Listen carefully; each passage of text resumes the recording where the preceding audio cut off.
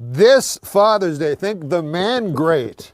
What is the man grate, you ask? Well, it is 100% made in America cast iron grilling grate. That's what it is. And they are revolutionizing the way people grill. What, Adam Egan? It's true. You haven't heard of the revolution? It has heavy duty grilling grates. Why are you laughing? You think the grilling grates are flimsy? No. No, they're heavy duty grilling grates. They deliver exactly what you need to achieve when you need to achieve that perfect steakhouse flavor. Why are you laughing? You're making a mockery out of the man grate. You can put chicken on this or steak. That's not that unique. Or veggies, and they will never have tasted so good. Why would you laugh at any of this? No more flare-ups. You know, in your barbecues, all those big flare-ups. No more dry meat. Guaranteed. No more dry meat. That's something you can't guarantee, Adam Egan. It was named one of 2012's best grilling accessories by Men's Health magazine. Why are you even here? Go to mangrate.com and enter the coupon code NORM for their $19.99 Father's Day special. Because Mangrate, do you have a father? Mangrate is the perfect gift for this Father's Day. Is he alive? Yeah. Yeah. 100% made in America. If he was dead, it would have been a really bad moment in the commercial. It's 100% cast iron. I think that's good. 100% steakhouse quality grilling in your backyard. This commercial is like a mini-series. Remember, each Norm MacDonald show order comes with a heavy-duty grilling brush. You don't want to put that on your not dry meat. Again. That's the Mangrate Grill Enhancement System. Order today at mangrate.com. Mangrate.com. And enter the coupon code NORM at checkout. We'll return. Oh, we're starting the show. Anything different about me? Yeah, you're wearing a hat. And? And are you being sponsored? No, but it's athletic gear. Yeah. Oh, yeah. You've lost a little weight. Yeah. Is that what you're getting at? Well, my theory is that if I wear athletic gear, I'll lose weight. How do you lose that weight? Well, let me tell the folks at home. Sheer tyranny of will. And?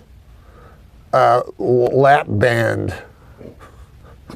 But anyway, that's not what I'm here to talk about. What I'm here to talk about is that I notice all talk show hosts, and let's face it, we're a talk show. Yeah. Like we can pretend we're a fucking podcast, but it's me and it's you and I'm the host and you're the sidekick. That's a talk show. That's a talk show. So I've noticed with all the talk show hosts, Johnny Carson, David Letterman, Dick Cavett, Douglas Edwards, all these guys were in fantastic shape. But yet me, I'm a big fat fucking pig. So I decided to get in shape. Oh, good. Trying to be a talk show host. That's great. And I noticed another thing, because I've been researching, I've been studying. Talk shows have a lot of different components in them. All we do is we talk to a guest, but they have different things in them. One that I've noticed they all share, they have animal handlers come out. Oh, Jack Hanna? Yeah, like Jack Hanna comes out on Letterman. On Carson, they used to have Joan Embry from the world famous San Diego Zoo, you see. She'd bring out some critters, and she'd throw them out on the table, and if you got lucky, a varmint would fucking piss in Carson's mouth, and that fucker would look at the camera. So what I'm saying is that's always caused comedy. And then Jack Hanna, he goes on Letterman, and he's like Stan Can. He's like, oh, what happened to the thing? And then that's over there, and the spider's sneaking away, and then he brings actual predator and prey and puts them together. Yeah, but there's no real danger. I'm sure it made for great television. It makes for great television because although there's no actual danger or peril, there's the presumption of it, you know. We should do that here. We're going to do it. That was my surprise to you. Oh. Thanks for ruining it. I'm sorry. So I decided to phone zoos because Jack Hanna comes from the Columbus Zoo and Joan Embry comes from the San Diego Zoo. And I decided we'd get our own zoo handler. Anyways, they didn't want anything to do with us. Oh. But you ever hear of Moore Park? Moore Park Community College? Yes, I Moore actually Park Community I College. did a semester there. Yeah, did you ever see any animals there? No. Well, they have a whole, I thought you told me you did a course in animal husbandry. Oh no, that was your hobby. No, but you fucking animal. No, I'm kidding you, man. I'm kidding you. You're an ordinary guy. Yeah. Although that lady I saw you with last night, It's rude. She could be- bit of a hippo. I read about a hippo swallowing a man, and I thought of you. No, you remember Ruth? You remember Ruth? Bring out right now from the Moore Park Community College, Director Emeritus Sean O'Connors, and he has some animals here. Hey, Sean? Hello, how are you? Well, look at this. I wonder what we're going to find in here. Some sort of an exotic animal. Let me see. Well, come out. Yeah. Trying to get him out. Yeah, what's this? Look at this. Here we go. Looks almost like a dog. It is a dog. It's a dog? Yeah, his name is Pizza. Pizza. Well, you have a dog. I never thought of a dog as a zoo animal. Oh, we have a lot of animals there. Well, what can you tell us about the dog? Well, the dog is a subspecies of the gray wolf. Oh, gray wolf. Do you have any gray wolves? Oh, we have so many gray wolves. Oh, well, bring them in. Where are they? They're back at the zoo. They're at the zoo. Far too dangerous. Well, what else can you tell us about the dog? Oh, this is interesting. Did you know dogs show more behavioral and morphological variation than any other land mammal? Do you know what morphological means? Oh, there's so many different species. There's hundreds of them. Yeah, no, I know. I see dogs. I see hundreds of dogs every day. Well, I live in Santa Monica. Oh, What other things can you tell us about a oh, dog? this is pretty interesting. That hound was the general word for all domestic canines in England, and that dog referred to a subtype of hound. Okay, well, do you have any other animals you can bring out? Oh yeah, we have. Okay, well, we here, have take other the animals. dog. Oh, okay, thank you. I didn't get to pet the dog. You want to pet You want the to dog? pet the dog? That's all right. You petted a dog before? I was hoping it'd be a lizard. Just a dog? Yeah, no. Well, hey, maybe they're starting out slow and they're going to get more exotic now. That's my bet. Oh, here comes the next Oh, cool. visitor, next creature. Hi, Norm. Hi, how are you? I hope this thing doesn't attack me, whatever it is. All right, I think you guys. Let's are see gonna what like it this is. a lot. What is this? Looks like a dog. It is. It's another fucking cocksucking dog. I knew it. Anyways, Dog. well, this is a cutie. What's this girl's name? This is Arnett. Arnett. She's very special. Did you know that dogs are a subspecies of the gray wolf? Yeah, I fucking knew that. What else you got?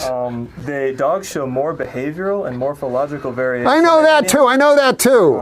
Do you know the one about the hound? And Yes. Is that all you got? Let's see on the. Oh, did you know that Garfield the cat had a friend that was a dog? Oh, fucking Christ almighty. Garfield the cat. The motherfucker doesn't think I know about every fucking episode of Okay, take your fucking dog. No offense. I mean, it's a nice dog. You know, I don't want to come off on the show as a guy that doesn't like dogs. You know, this is only hurting my image. All right, thanks. Oh, my God. Dogs. That's what they bring us, dogs. Hope the next one's not a fucking dog. Not a dog, Norm. Not a dog. My money's on a cat. This was a big mistake, I'm telling you. A big mistake. Booked them. I booked him, but I make mistakes. I'm not it takes a big man to admit that he makes mistakes. I'll tell you that right now. A big man to admit that he makes mistakes. A small man would not admit that he makes.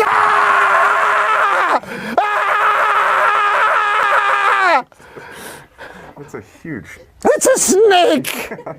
It's some sort of a snake! Now careful, his bite could kill you. His bite could kill me!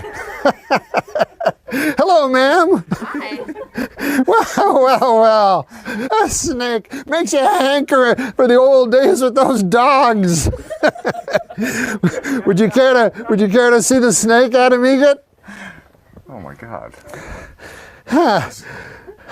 What can you tell us about this snake, ma'am? Well, did I mention that he bites? Yes! Okay. Well, other than that, he can swim in the water and he's a very good swimmer. He'll hold his breath for up to an hour. You don't say. He bites, huh? Wow. It's really big. It's a very big snake. Where is his teeth? Around there? They're hiding. Look at the size of this thing. Goodness gracious. Odd color for a snake. Well, that's because this guy over here is albino. Albino, everyone makes fun of him. Oh, look at that. him and Adam Egget seem to be kicking it off. All right. Okay. You know Okay. right. Well, okay. we really have to be talking to Simon Hedberg, you know. It's Hellberg. Helberg. So anyways, thanks for bringing the snake. Why don't you just give the snake back? No, I'm not going to touch the snake. I'm not going to touch the snake. Adam, seriously, swear to God. Jesus, it's really heavy. Yeah, I know it's heavy. I'm so fucking nervous. I can't even think of a cock joke. Just give the snake back to the nice lady. All right. Thank you very much. It's been quite a terrifying Lord. surprise. There we go. Yeah, thank you very much. Thank you very much. Oh my God. Oh boy. I wish those animals never existed. It was way cooler than those dogs. Yeah. Do you know, if it wasn't for those animals, we'd all be living in a garden. Yeah, I heard about that. Oh boy. You all right?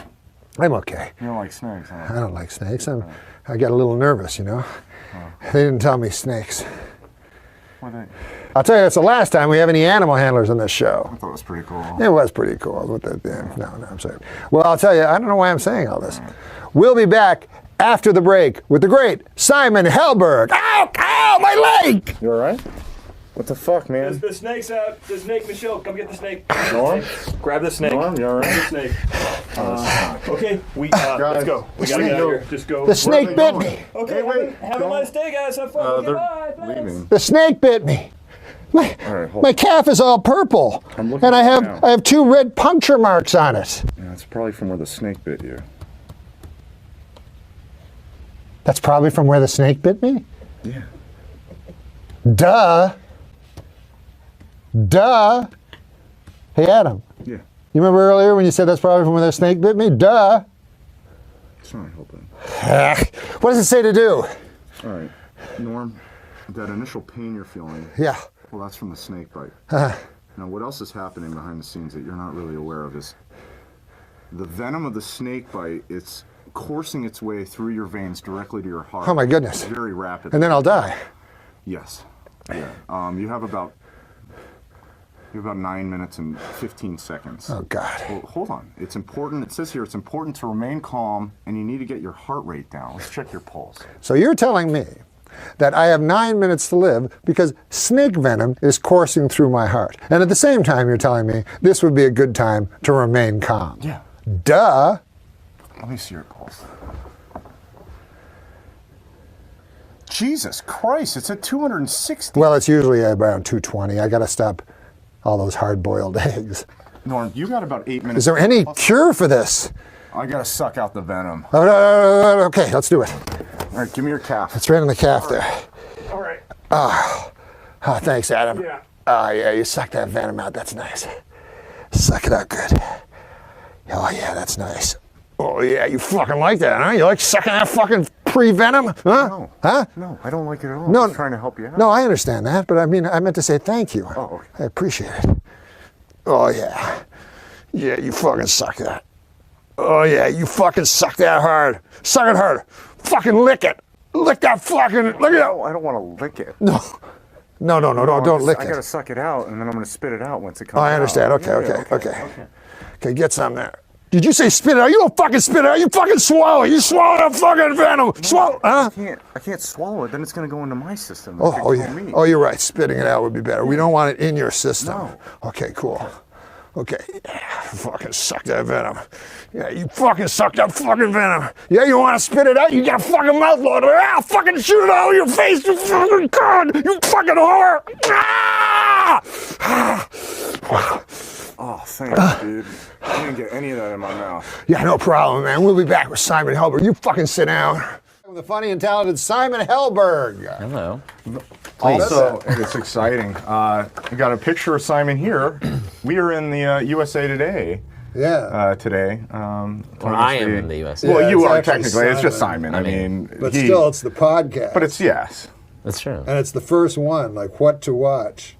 don't like. Who the fuck is she? I have no idea. Oh, that's the. Is that Tilda Swinton? No, it's the Australian. She's like she does Storis? the hair cutting.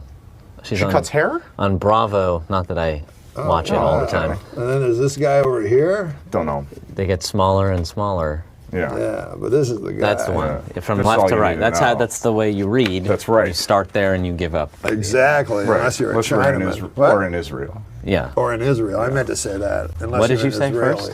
What? What did you say before? Yeah, what did Israel? you say, It's Norm? the Chinaman. Yeah. Well, But here's the thing. pick your race to demean. But as an epithet, though, don't you think Chinaman is the least offensive? I do. I Man mean, from China. unless it's a woman, but Yeah. but That's then very true. but Then you'd say Chinaman woman. Chinaman Nope. woman. But it's literally man from China. I couldn't agree more. I'm not. Because what gonna- about this? If you say Asian, Right. then that's everybody from that entire continent. It's more specific. To, Meanwhile, Chinese hate Japanese. well, I mean, you're now one. Okay. Well, I I mean, mean, they raped their Nanking. yeah. I mean, I didn't see it, but I heard about it. You don't forget that. Somebody rapes your Nanking. Why isn't that in USA Today? Yeah, it's in USA Today. I'm sorry. That's in USA Today? No, we're back with Simon Helberg. So you grew up in show business, which is cool. I guess so. Yeah. What'd you grow up in? Tarzana. That's No, the porn business That's is the there. fucking porn business, man. Yeah. His mom cast porn. Yeah. Wasn't your dad Edgar Rice Burroughs? No. No, I heard that. No. No, there is a lot of porn. And what do you feel Xana, about this? they call it. They porn now. They have to wear condoms. Did they pass that? That was Yeah. Because there was a Only thing time I ever voted. that you went out to take it. You didn't want condoms. Right? Oh no, I wanted condoms. Nothing I like better when I'm whacking off and thinking about AIDS. Well, No, That's I the didn't only want it. stand I've ever seen you make. I didn't want it. yeah, they had. That was like they had it on the local news. All these protests, all these porn actors went to probably Did you ever meet Xana. Ron Jeremy? No, why would I? This meet guy's met him. him? Yeah, Yeah. Yeah, I met a few I could times. tell. You got to avoid this guy because Ron Jeremy, he thinks he's funny. He wants does to he? be a funny guy, right? Yeah. He's always pitching jokes Yeah, and sketches. he's pitching jokes a lot. Well, He was real amped up. He really thought that it would be a great idea to roast Mini-Me for the next roast, and he's for some reason pitching that to me. Like, I why do have you something. How often do you see Ron? He's He's a partier. He's not a partier anymore because he's sober. This guy? Yeah. But you know what sober means. The guy's fucking been drunk forever before that. Because, like, I don't drink. Nobody calls me sober. Right. But he's the manager of the world-famous Comedy Store. Right. That's right. And that is a kind of a long been a den of iniquity, as my Lord and Savior would say. Yeah. But Sure, there's a lot of connotations that go with working at the... so you know all these crazy characters. Right. And you grew up like you're a straight, right? Yeah. I mean, Straight ahead. straight So you ahead. think cocaine was good for you? Well, not. I mean, in the you mean when Coca-Cola was? No. In the 70s. In the 70s, Yeah. I thought it was good. Any new drug that comes out, they think is good for you. Like the children, they think ecstasy is good for you, and That's just I think that's an excuse that they're. I mean, do people think it's actually? I mean, like LSD was mind expand. Timothy Yeah, Leary yeah. and Yeah, Cary yeah. Grant and all that. They Yeah. thought that was. I good, met that but guy. Cary Grant. Well, Cary Grant. You know what happened? This is gonna sound weird, but I was gonna buy Cary Grant's daughter's house. Okay. Jennifer Grant. Sure, Jenny Jennifer G. Grey, Do you know? No. So she is an actress also. So I went to her house, and I didn't know it was, Yeah. But I opened the door, and there was a Lifetime Achievement Oscar in the, Oh wow. and it said Cary Grant, so I knew it was Cary Grant's house. But anyways, You put two and two together. I went to the bathroom, and the goddamn toilet didn't work. And then I went out, and it was like, anyways, it didn't go well. Was he there? Oh no, he was long Oh, he was- dead. okay. Yeah, thank God. Yeah. That would have been. But I met uncomfortable. Timothy Leary too, because he used to go to the comedy club, the Improv, with Tiny Tim. Remember Tiny Tim? Yeah, yeah. And one time we were going on stage, there was a whole bunch of comics, and Tiny Tim was right before me. And then he said, "Excuse me, sir, could I ask your advice?" And I said, "What?" And he goes, "They want me to do a song, and I've narrowed it down to two: Tiptoe Through the Tulips," which was Right. this big song, or this new one. So I said, no, do tiptoe through the tulips. Yeah, that's it. And then he went on and did really well. Yeah. And then I remember Timothy Leary said, that's heavy. Right, he was still Yeah, tripping about out. 75. Wow, still using the word heavy. Yeah, he goes, that's heavy. He thought tiptoe through the tulips was heavy. Yeah. Not heavy at all. No, I mean, like, if you're in your 70s, maybe it is. I don't know. And so he was the guy that did LSD. Yes, he was that. And yeah. Ken Kesey. Those guys, was also, yeah, they were the guys. They And experimented. Adam Egan. Right. Yeah, Don, what, you guys have never tried I have never done it. hallucinogens? No? I haven't either, but I Yeah. thought I would be the one that thought I was an orange and peeled my skin Oh, off. I felt the same way. I was terrified. And then when I was like 29, I said, I haven't tried anything. I'm going to try everything. all at once. Not all at once, but You started but at 29? 29. I mean, I did, drank a lot up until that point. I mean, this is the Tried second time you brought cocaine. that up. You're sober. Well, now. because he's trying to, yeah. No, When's your 1 year anniversary? Father's Day. Tell Congratulations. me, You were probably tell me too- how it feels good. It feels all right. Not that great. Not great. to not I miss drink. it. Yeah, it's not worth it. Yeah. Pretty boring. No, you were never that interesting. But it's going to save your life. That's really true for you. Was it from Karate Kid? Yeah, I went in at 5. 5? Yeah, and it was a karate studio in West Hollywood that was run by all these Jersey Italian. The guy's name was Master Dominic Giacobbe, and Been a real authority yeah, on that. and they didn't allow kids, but they made an exception for me, and I was even smaller than I am now, although not much. But I wore like a 00 uniform, and I had to roll up the pants, and it was pretty intense. But I was. Once I got my black belt, everybody had to bow to me and call me Mr. Hellberg as a 10-year-old, and if they didn't, I told my master on them. In the class. Yeah. So then when you were in school, you must have had enormous confidence and stuff, right? I mean, it worked sort of against me because the thing was, the joke was I was so little, and everybody wants to see. I would always say, it's not that I could beat you up. I have a really good sense of discipline. That didn't scare anybody. And also in karate class, right, they always go like, it's not about beating guys up. Yeah, Like that our would be the sparring, we had no contact. Right. Last reason you take a karate class would be to beat someone up. No, why would you do that? You're there. If you're a tiny little Jewish guy, what would you ever need self-defense for? But yeah, so I got the black belt, and then there was an influx of these Russian kids that were so tough and scary, and they wouldn't call me Mr. Hellberg. They would instead be like, well, Simon, and I would say, you listen to me, Leonid, or whatever. First off, you need to Mr. Hellberg, as it says on my black belt, and you're going to have to bow to me too. And they'd be like, what are you going to do about this? Huh? Look at this guy. And then I would be like, well, I'm going to go tell Mr. Giacobbe. And I would say, Master Giacobbe, we're having an issue with the Russians again. And I think he was just like, oh, your hope. I mean, this guy he looked like Serpico, the master. The master, yeah. And there are all these pictures. There's a picture of him pulling a truck with his teeth. Oh yeah, I think that's a trick. I think there's someone just driving the truck. Yeah. Oh. He's just. I don't know how he did it, but. Because Jack LaLanne used to pull a big boat in the ocean. Yeah. Well, that's on water. How does your everything's Leonid lighter. sound again, though? Leonid is like I mean, it wasn't this deep, but he had a little, Sounds like a John Lovitz cut after dress character. I didn't know that had a name to it. Oh That's yeah, no, I didn't know the classic Lovitz cut after dress. Nicolas Cage stuff. It's Yeah. very similar, where it's Yeah. just nobody can really do what he does. I also love Nicolas Cage. Yeah. You said you could do Nicolas Cage. I cannot do Nicolas. I I've thought heard that you I said sound. I heard my voice sometimes sounds like him, and I've been told I look like him sometimes. But no, That's how I can't. got started. Was people with I could that definitely one? see People that. said when I was little, they thought I was his son. I mean, I don't think they thought that. You do look they like Nicolas said, Cage. A lot, yeah. They are you his son? Way more. Yeah. He has a little bit too. No, yeah, right. Well, I mean, it's not. I didn't say I look like. I just said I've had people sometimes. Well, that's the same thing as saying you look like him. No, you're right. You know, everybody always says I look like I him. would say always.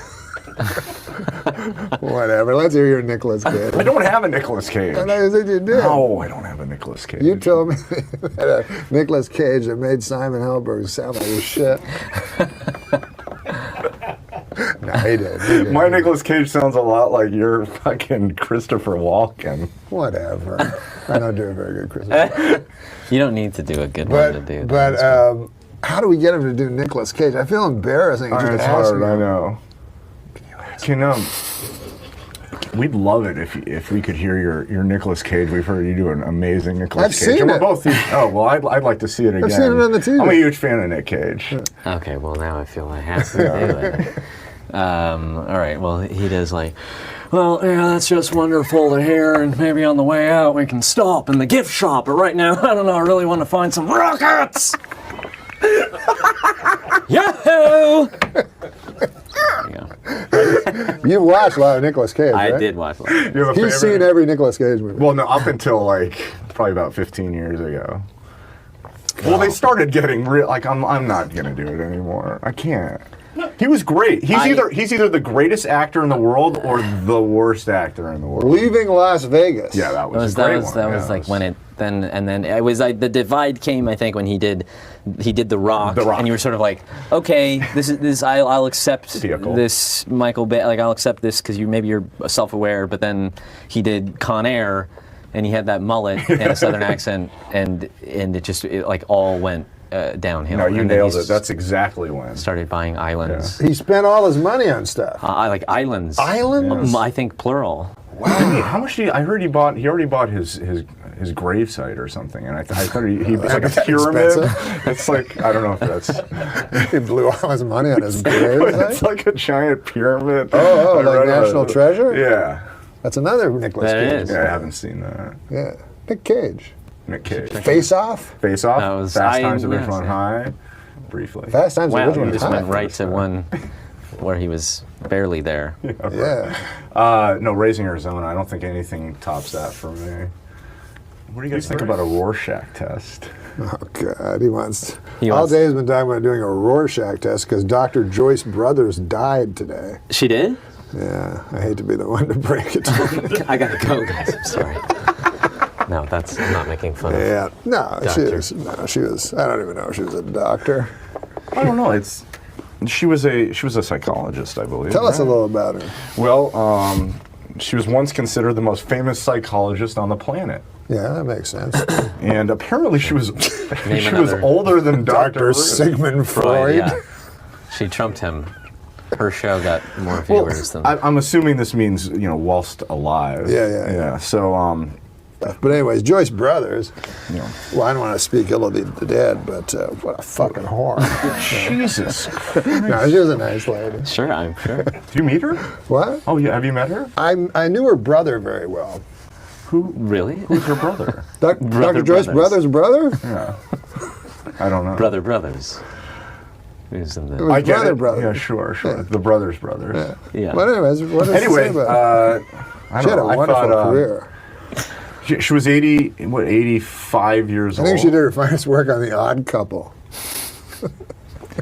Did you know Dr. Ruth was She's still younger? alive. Yeah, is younger than Dr. Joyce Brothers. But which that is makes odd. sense. Does Dr. it? Dr. Ruth is a more contemporary Youthful. person. Is she? She always seems. She's in the always seemed early very hundreds. old. Well, Yes. everyone seems to you, but I'm saying I remember when Well- Dr. Ruth, because you're so young, I'm saying, but when Dr. Ruth Well, came out, very kind. she was on Letterman, and Dr. Right. Joyce Brothers was around when I was a child on Ed Sullivan. I've Got a Secret.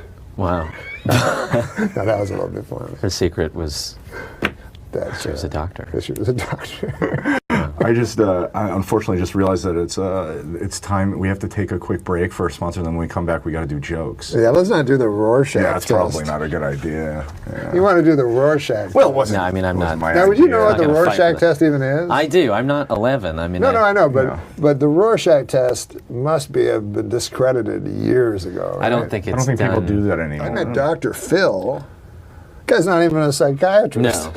No, he's just a big. Just a big buffoon. Yeah, he was. They put him. I had a TV show, and they put him. I didn't know who he was, and then he played a psychiatrist. He played himself as a psychiatrist. So I said, "Oh yeah, how long you been a psychiatrist?" He goes, "I'm not a psychiatrist." Wow. I go, "You're not?" He goes, "No." He goes, "I met Oprah I'm a jury consultant. You know, people that select juries. Okay. Because Oprah was going against had a lawsuit against a bunch of cattle or something. Right. And so he was picking the jury, and he just he said some old timey. That's a hard jury to pick. Cattle? Because if you have any ties with any cows or any. Oh, right, in Texas. Yeah, I'm just because you have to be completely. That's true. That's true. But he must have been good at his job. Yeah, he was great at that job, and then he fooled America. You know. Yeah. No, he's a good guy, I guess. But did she make him a doctor? He was a doc. Well, yeah, that was just kind of his nickname, Doc. That was his nickname. Like Doc Ellis. Right. Yeah. Dr. Ellis. Dr. Ellis. So yeah, then he became a kind of one of those guys that he always has a simple solution to everything. Well, it'd have to be. He's not a doctor. Yeah, so he needs aphorisms. You ever go to a psychiatrist? Yeah. Really, at your age? How old do you think I am? I think like 26. No, I'm older. You're older than Yeah. that? Oh. I'm 32. You're 32 years shit. old? Yeah. Oh my God, how old are you? 34. Jesus Christ, Norm. You're sandwiched by. So that shows you, man. No, he's talking about Oh, booze. I'm talking about I booze. see. You're shocked. Yeah. at his- Booze. You're like the age young Jan Michael Vincent, and he's like the older Jan Michael Vincent. We could take that act on the road. I think that's good. Before and after Michael Is Vincent. Jan Michael Vincent still alive anyway? No. No. Yeah. Oh, is he? No, he's gone. He's passed. Sadly, you Fuck, serious? we would have put him on the Really? list. yeah, Him sadly, and Brothers. he's passed away. That was today too? No, sadly, he was a scholar and a. No, I never met him, but I always liked Jan Michael Vincent. Yeah. He was in a movie called The Mechanic Right. with Charles Bronson. He was very good. And then he was in Airwolf. That's Oh, where yeah. I knew him For from. sure. And you couldn't find a more handsome fella. Good looking guy. Yeah. Striking. But booze, it shows you really booze can turn you into Mickey Rourke, it can same thing. bloat you- What? Mickey Rourke, same thing. That's other No, stuff, no, right? no. too? Mickey Yeah, Rourke was a boxing boxer, and, and yeah. he had Plastic surgery. plastic surgery. Sure. But And booze. Never drank a drop. we'll be right back. And jokes when we come back. And he had this joke. He said, "I just read that." That's how he talked. Okay. He goes, Sounds like you a little bit. That's a little influence. He goes, I just read that Wolfgang Amadeus Mozart wrote his first symphony when he was 14. These are the kind of people that make you realize what an utter sham your life has been. Yeah. When I was 14, I was in a McDonald's going, "You want lids on these?" I agree with Mr. Miller. Hey, you want to read a joke? Yeah, is it that one? Yeah, no. Those aren't professional jokes like that. Funny that shit up. Despite all the advances in veterinary medicine and racing technology, the Kentucky Derby record set by Secretariat 40 years ago still stands. The reason? Still stands. Yeah. What is the reason? Today's horses are total pussies. Oh. Catherine Zeta-Jones admitted she is bipolar. Half the time, she's deliriously happy, and the other time, she has to suck an old man's cock. That's dirty. Come on, man. Let's be dirty nor clean. It's more like a... Okay. If tampons are called sanitary napkins, how unsanitary must regular napkins be? Can you see like George Carlin doing that or something? Yeah. It's a true story, actually. I once missed a day of cosmetology school, and later I had to make a makeup class. Wow.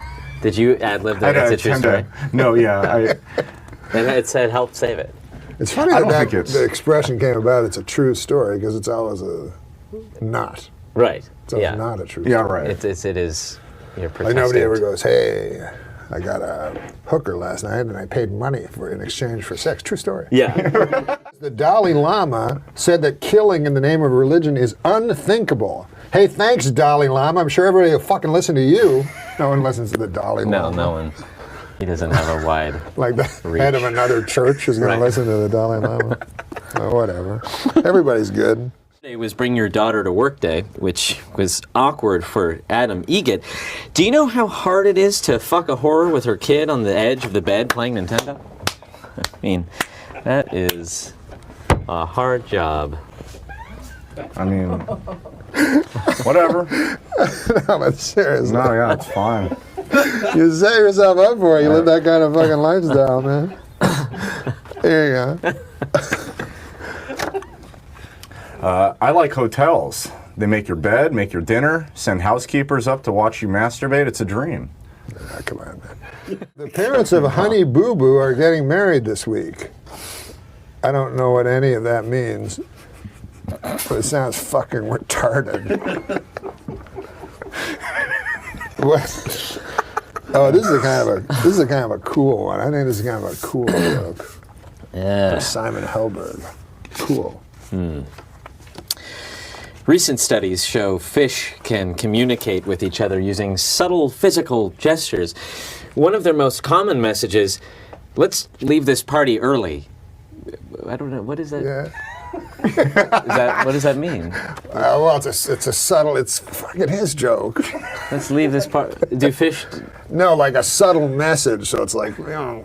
Oh. Is that what it is? Like, yeah. Let's. Oh This is yeah, the yeah. guilt. It's not speaking. So it's like, Should I not have spoke that part then? You had to speak it. I had to though. speak it for the joke, but Let's you wanted leave more this of like party a, early. You did it perfect. you wanted this little thing. What about this I one, can't believe man? I'm really trying to get into that. I assume anyone smiling is on meth. Period. That's it. A new survey, Robin Roberts is America's most trusted news anchor. And America's least trusted news anchor? Matt Lyer. Wow. It's a very Dickensian It is. joke. I like that. Matt Lyer. It's like a Sesame Street. It's either Sesame Street or Dickensian. I don't know which one. But you know there's a Matt Lauer. Yes. There we are. No, I It's very funny, I did very, put very that funny. together. That men with beards are more attractive than men without beards. More great work from the University of Bob Seger. I never laugh if I only know. But so I wrecked it all this week. It's because Simon has eyes. His eyes are very seductive. I've noticed that, yes. I did something today where the interviewers told me that I had really pretty eyeballs, which takes away Jesus. from the Eyeballs? It takes away from any sort of Yeah. seduct. You know, It's there's like nothing. saying nice head. Yeah. Well, It's like a compliment by nice Gacy. head is it can go both ways, but eyeballs it doesn't have the same ring. It's No. saying you have Eyes, really no. beautiful bedroom eyeballs. Yeah. Thank you. But I got the message. You did a course in animal husbandry. Oh no, that was your hobby. No, but you fucking animal. No, I'm kidding you, man. I'm kidding you. You're an ordinary guy. Yeah. Although that lady I saw you with last night, It's rude. She could bit of a hippo. I read about a hippo swallowing a man, and I thought of you. No, you remember Ruth? You remember Ruth? His girlfriend is a wonderful kitchen butt. Remember Ruth? Yeah. Dr. Ruth? Nah, he went out with this big fat hog named Ruth. And listen, it's not sexist in any way. It's not sexist. No, in no. any way. The Whole family. The whole family. Ruth's family? Or Oh his? my God! They may as well live in a sty, Okay. because not only, I mean, they were obese, the whole family, Sure.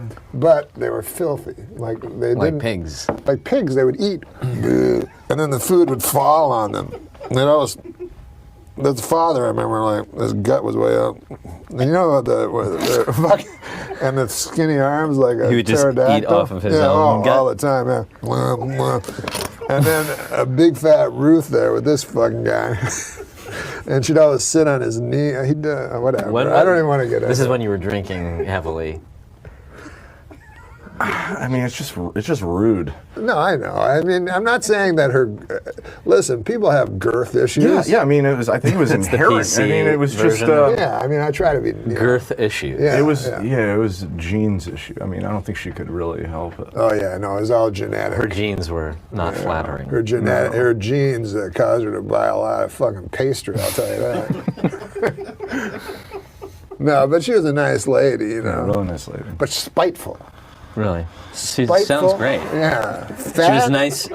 She was nice, but she was horribly spiteful Yeah, and she had- horribly obese. Yeah, she was mostly known for her spite. Like if you got to know her, No. if You have got to be know really her- spiteful to have that beard. Absolutely. I knew her for 3 months. I didn't even see a fat person anymore. Just pure spite. Spite. That's a compliment to some fat people, though. I guess. Had you said that to her, I don't even see fat when I'm around you anymore. I just Yeah. see spite. No, she was. One Well, time I she tried helped to. me through a dark time. Yeah. One time I tried to drive her around her and I ran out of gas. All right, I don't want to say she was enough, man. spiteful, She's but probably, she could be watching, man. I don't want to say she was spiteful, but one time she got on the scale and said, please, one at a time. I mean, this lady was spiteful. She was a big girl. That's I get it. spite. Why was she spiteful in that analogy, getting on the scale? Well, The scale was spiteful in that. well, that's true. Maybe it's the scale that was. One time, she was so spiteful, she was swimming in the ocean. A helicopter fucking radioed down for landing instructions. I mean, she was a little spiteful. Now it's just a God bless euphemism. Ruth. God bless Ruth. God bless Ruth. She was named after the biblical figure Ruth, which covers both of our religions. Thank the you. Book of Ruth was in the Old Testament. The Book of Ruth? Is that really a book? You're not familiar with the Book of Ruth? No. Do you know the Book of Ruth? No, but every time you talk about Ruth, you always refer to the chapter of Jonah. Oh, that's true, yeah. The whale. Yeah, that's my little joke. And it's not a whale, it's a big fish. Jonah? Yeah, it wasn't really a whale. It was referred to as a big fish, and then people thought That's less whale. offensive. I don't even think a whale's a fish, is it, Steve O'Donnell? It's a mammal. It's a mammal. Yeah. What is a mammal? What's a seal? It can't. It's not mutually exclusive. I mean, you Like, can be a A seal whale has to and a breathe air, right? Yeah. So it always has to have It's its a mouth mammal. near the ocean. Like, what happens in the ocean? What happens to us in the ocean? We drown and die. That if you do it wrong, if you think you're not a mammal, But a seal, though, does it just hang around the? How does it get up? How do they get up on those buoys? it's a shimmy. They're shimmy. They must be just Yeah. pure muscle, the way Ruth's pure spite. Yeah. All right. Pure blubber. Okay, you know, No, what? He's going out with a nice girl now, though. no, she dumped me. Oh, that's right. I'm sorry. Wow. Yeah, she does. Confidence man sold him an apartment, rented him an apartment. A confidence. Only last man. Man. Yeah, Yeah, like it a didn't go paper well. moon, you know, like that kind of a guy. Yeah, I got paper mooned. He got paper I moon. think it was by about one of the guys that used to give you shit in your karate class. This big fucking Russian guy. Oh, easy. No. All right, it was a Russian They're guy. not all. We've torn down the wall, Mr. Gorbachev, a long time ago. My family comes from Russia. They're Russian Jews. Russian at Jews is more like it. One of the biggest anti-Semites I've ever met. Rushing away from I had a Jews. bar mitzvah. What? I had a bar mitzvah, Norm. Yeah. You did? Yeah. Wait, are you Jewish? Yes. Get the fuck out of here. No, I'm kidding. I love the Jewish people. No, I didn't know you had a bar mitzvah. Yeah. Yeah. That's when you turn 13 and they cut Yeah. part of your cock off. No. What is it again? No. You cut your no. own cock off. Wait, hold on. Are you in front Jewish? of all your grandparents and am I? Yeah, I am. I had. What kind of bar mitzvah did you have? It was the most cutting edge. You know what I mean? Literally. Well, we should explain to the folks at home what a bar mitzvah is. Yeah. Right? Since the internet's come around, there's not It's enough. when a Jewish boy becomes a man. When he becomes a man at the age of 13. Age of 13. Mine was the night of the Northridge earthquake. Oh, No, Christ. okay. Wow. Yeah. 94? Yeah. So when I become a man, that was my big line after that. When What I become the- a man, I become a man. The earth. The very Earth night. That was the thing. That's amazing. Wait a minute, but it happened in the... It happened right after right as I finished opening all my money and said, I'm never going back to Hebrew school again. I don't Yeah. believe in God. The entire earth shook. So that felt condemning. But yeah, and then. Now, you say that as a joke, but what did it? Did the Feel, earth- did it feel more than did I feel like he coincidental? was- that would make me sort of like a narcissist, right? If I guess it would, If I yeah. thought that God shook the entire yeah, earth yeah. because I opened money. Yeah, that's Renounced I him. guess. But I feel like But yes, to that answer your question, because I do feel like that. you think it was me? Happened in my own life. I always think like it was because I did something. Yeah. Like what? I felt like, you remember 9/11? Yeah, Which it one? rings a bell. Yeah, which one? The one in 1911? The one that where the plane. Where they took down the towers? Yeah, all the stories came crashing down. You know, a lot like when we tried to write on the Norm show. We couldn't. We try to write stories, and it all come crashing down. That's a fair observation. Come on, it's been 10 years. Yeah, I guess you're right. And you were the guy that was laughing and joking about it, like only 4 weeks ago when I told you my story about walking ankle deep in blood and bone to try to find. Well, that's different. That was kind of funny. I was Yeah, that does sound yeah, funny. right? I was in New York. Blood at and the bone time. everywhere. I was in New York. It's you're way too young to remember. No, I'm still not. I was supposed to be in New York. I was in college, but I stayed. Oh, you were in college in New York City? You were at NYU, right? Yeah, but I stayed. But I was home. I took that semester off, and I had a class at the top of the World Trade. No, I didn't. No. Everybody says that though. But you knew people that were there, though. I knew people that were in New York. That were in school, yeah. But everybody has the story of I was supposed to be like Michael Jackson was supposed to be On one of the planes. or on the top story or flying on the plane, landing on the top story. I don't You met Michael Jackson? I did meet Michael Jackson. That's pretty goddamn cool. Yeah, that is insane. It's quite a story. I can try to condense it for you. Yeah, I love it. Yeah.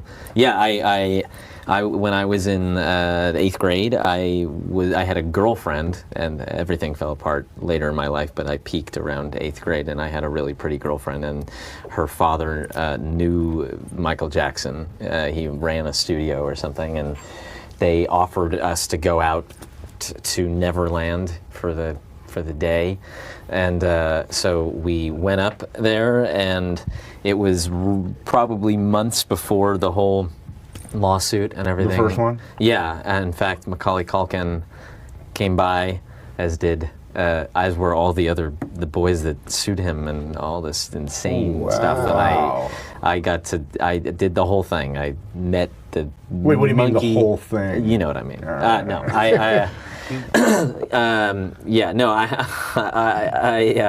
I did not. I didn't even do it with my girlfriend. Why was I going to do it with him? I met Bubbles, and I went in Mac and Mike's theme park. It was a water park that he and Macaulay made themselves. They built basically like what every kid would ever want. Water. It was all built-in water guns at every post and flood buttons and all these water balloons, hundreds of them and we were on teams, and I was on his team, and we won. You were on Michael Jackson. I was on Michael Jackson's team, and I remember You met Michael Jackson. Oh, I hung out with him for the whole time. That's there. awesome. And we won, and then we played a game which now, as I recall it, does sort of seem slightly incriminating, but Go on. it was called Smoke Tag. We went into a room that was filled with smoke, and we played tag in it, but you couldn't see anybody. So there was a lot of like tag playing, you know, and that was when Macaulay Culkin was there at that point, and it was the 4th of July weekend, and they were having whole fireworks, and Macaulay Culkin sped up in a golf cart with flames on the side and jumped out with like a leather jacket, and he was like a real punk. And when we played this smoke tag, he threw me on the ground, and we started this like feud that continued throughout the evening. And when we ended up in Michael's toy attic, after we watched a movie in his movie theater, including a retrospective of his own life, and then all the little Culkins were doing impressions of him, like hee hee, and he was sitting there just watched the whole retrospective. He at one point leaned over and said, like, to Macaulay, you know, like, oh, remind me, I gotta call Toys R Us. We'll close it down, head out there over the weekend? Close it down. Yeah, it was like Elvis closed supermarkets or whatever. And then when we were up in this toy attic where he had, at the time, every gaming system that was around in every game, and Macaulay Culkin he was throwing stuff at me, and then he hit me on the head with something, and I said, don't do that again anymore, or I'm gonna. I was a black belt, but this was years later. I had already forgotten. And he did it again, and I threw him against the wall, and I started slamming him against the wall, saying, "I told you not to fucking." And then Michael Jackson came in between us. You can let your mind rest there for a second. I imagine the think of the bad video. Yeah, and he parted us, and he put his arm around me, and he was like, sorry, Mac can get a little. Rambunctious, and he's like, so where are you from? And I was like, oh, I live in, Los Angeles. Oh, yeah. He's like, how old are you? And I said, oh, I'm 12. And he said, oh, you Jewish? Which was like, fuck, it's still to this day, I don't know where that segue came from. And I said, I am. He said, oh, you gonna have a Hanukkah? And I said, what? And he said, a Hanukkah.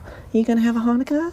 And I was like, he's like, I was like, every year I'll have one. And he's like, yeah, no, where you become a man. And I was like, oh, a bar mitzvah. He's like, yeah. And I said, yeah. And as soon as I said when I became a man, he shoved me away. I don't like him like that. No, but, and then I spent the night in his life-size dollhouse. Jesus. With my girlfriend at the time. So you got to bring a girl then. I had a girl there. Oh, that's cool. That's pretty amazing. But it was absolutely the craziest thing. And I grew up. For me, it was that Thriller was that was Greatest everything. album ever. That's probably the craziest thing that'll ever happen to you in your whole life. I often think that. Yeah. I look around a room and I'm like, nobody else here has ever had anything. Amazing. I got to go into I did go into his bedroom, and I went into his closet, and it was when he would wear the red shirt, black pants, fedora, mirror sunglasses, and his closet, it was like a cartoon. It was literally about 150 red shirts, 150 black pants, 150 fedora. It was like, that's incredible. And he had a TV that came out of the ground. I'd never seen anything like it. That's a pretty goddamn cool story. That beats the hell out of your story about getting fucked by Dan Fogelberg. 2 times today I've said something No, in Dan confidence. Fogelberg's a great guy. If I actually got fucked by Dan Fogelberg. You don't have a picture of me getting fucked by Dan Fogelberg? Oh, I met Michael one. Yeah, Look at this. That was me. I met him. That's you. Yeah, I met him. And Rick that's me on Dees. I was friends with Rick's son, so we saw him the Bad concert at the Coliseum. Oh. Way worse story than Yeah, that. you got. Macaulay Culkin and Michael Jackson played Good Cop, Bad Cop with you, and I met him backstage at the Coliseum. And Rick Dees is just there. Yeah, I'm more excited about Rick in this photo, to be honest. Rick Dees has exceptional longevity.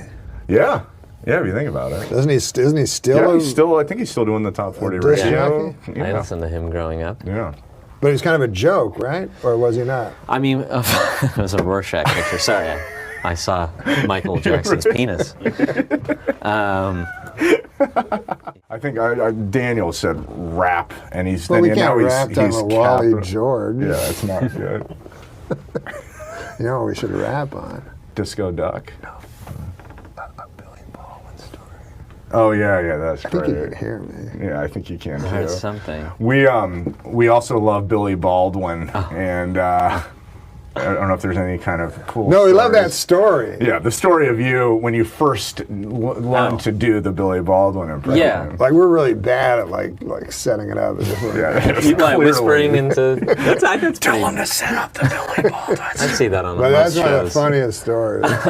Yeah, Trying to no, impress a young girl when he was a young boy. That's when I peaked very early. Before the Michael Jackson time. I went out with a girl, and we were at her house, and we were watching Sliver.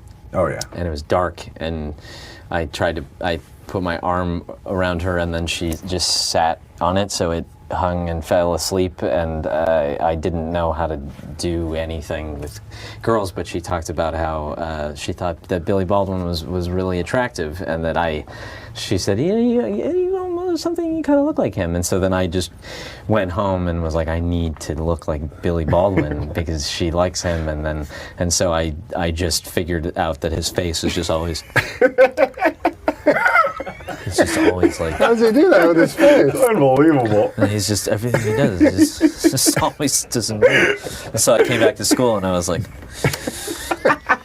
oh, hey, I see you there. Wouldn't it be cool to be able to do that with your face? Yeah, I couldn't do that. Only you and It's Jim uncanny. Carrey can do that Seriously. with your face. Well. Can you do that with a whole bunch of faces, or have you not tried? That's the most extreme windblown Yeah. kind of thing. Because Jim Carrey can do that with his face. He's, yeah, I mean, that's But I a, haven't seen anybody else be able to No. do that with their face before. I can't at all. Jeff Richards does it a little, but that's unbelievable. That was unreal. you're very Yeah. sweet. How does it go again? But it's just, it's the Baldwin. They all go there a little bit at some point. Every time there's everyone, sometimes you'll see a little Alec will go there. Daniel. Can you name all the Baldwins? Yeah, I was just trying to show off. Oh, Daniel I'm slowly Baldwin? also turning in my chair. I don't I know. bet I know your favorite Daniel Baldwin movie. Yeah, Is it Trees Lounge? that's up there. I don't know. I'm just Didn't guessing. he do Attack of the 50-Foot Woman or something? I don't The know. remake with Daryl Hannah Oh, I would have guessed Gina Davis. or something? Yeah. Or she did that? Attack of the 50 for a mayor. For a mayor? Yeah. Any mayor? No, but I mean, would you ever vote? Sure. Oh. Was that Oh, you- groundbreaking? No, I don't know. Do you vote? I've You never, can't. I've 'cause never you're- voted. Or can you? I can't vote. Because you're Canadian? And yeah. Okay. And you see, also in Canada, it's different. Like here in the States, you vote for the president, maybe you vote for the wrong guy, a war happens. Right. In Canada, it's not like that. You go, like, what's the big thing? Should they make that bridge? Or Right. something? That's the biggest. Yeah, so it doesn't really matter. So it's, we're, too much we're pressure. very inconsequential, Canada. Yeah. Well, Like some people say, Canada's #1, and I go, no. you're just quietly trying to shut that Only down. Canadians say that. Yeah. There's a lot of By patriotism. any objective standard. Yeah, I don't think I have a 16, maybe 17. 16 Canadians. Canada is 16. Oh, is But that would okay. sound retarded if you're like, Canada's 16. If you did that, it's not Yeah. the ring. thing. Canada's number 16. Yeah, that doesn't. It's not iambic pentameter. Uganda's number 148. That sounds better. Uganda. Remember Uganda? I guess it's Isn't it Uganda? It's Uganda. Yeah, it's definitely pronounced I mean, Uganda. Uganda is maybe that's your Canadian. No, it's accent. Uganda. Do I And it was remember for many years. It was ruled by, I believe, Forrest Whitaker. Right. Okay. With his lazy Yeah, eyes. that's. Jesus Christ. No, we shouldn't be getting political like this. I wouldn't.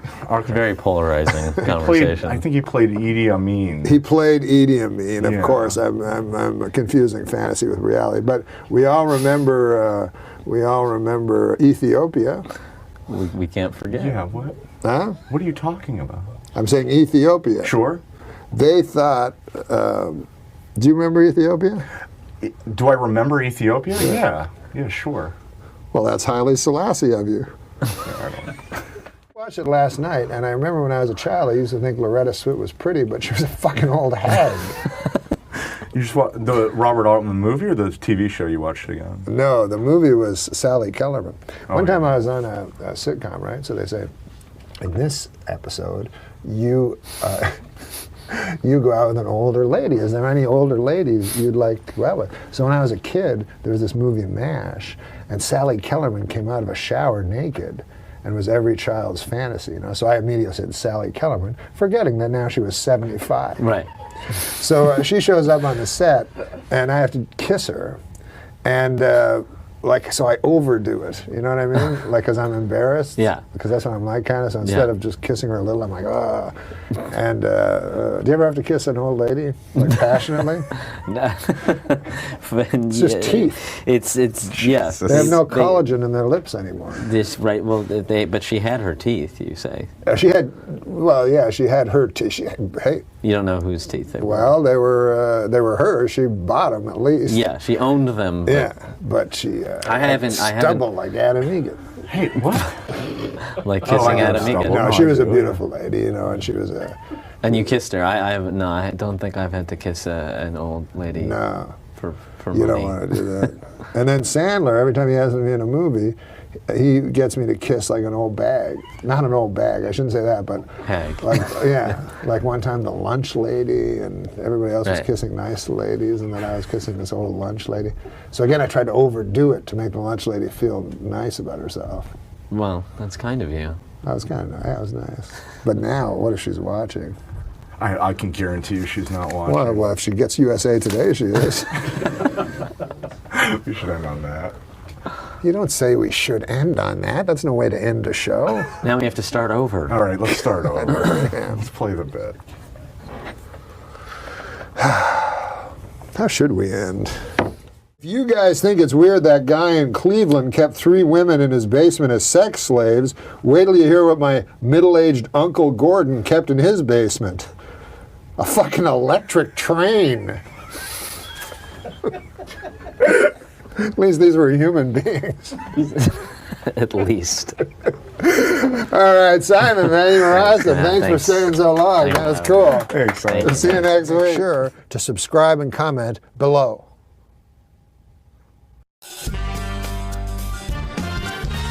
Jokes. This is a section where we do jokes. It's kind of comic relief. Okay. So this is a topical joke about the flight, but you just read it. You don't read ahead. Oh, no? You can if you want. Malaysian Flight 370 is still missing. You know where they're going to find it? The last place they look.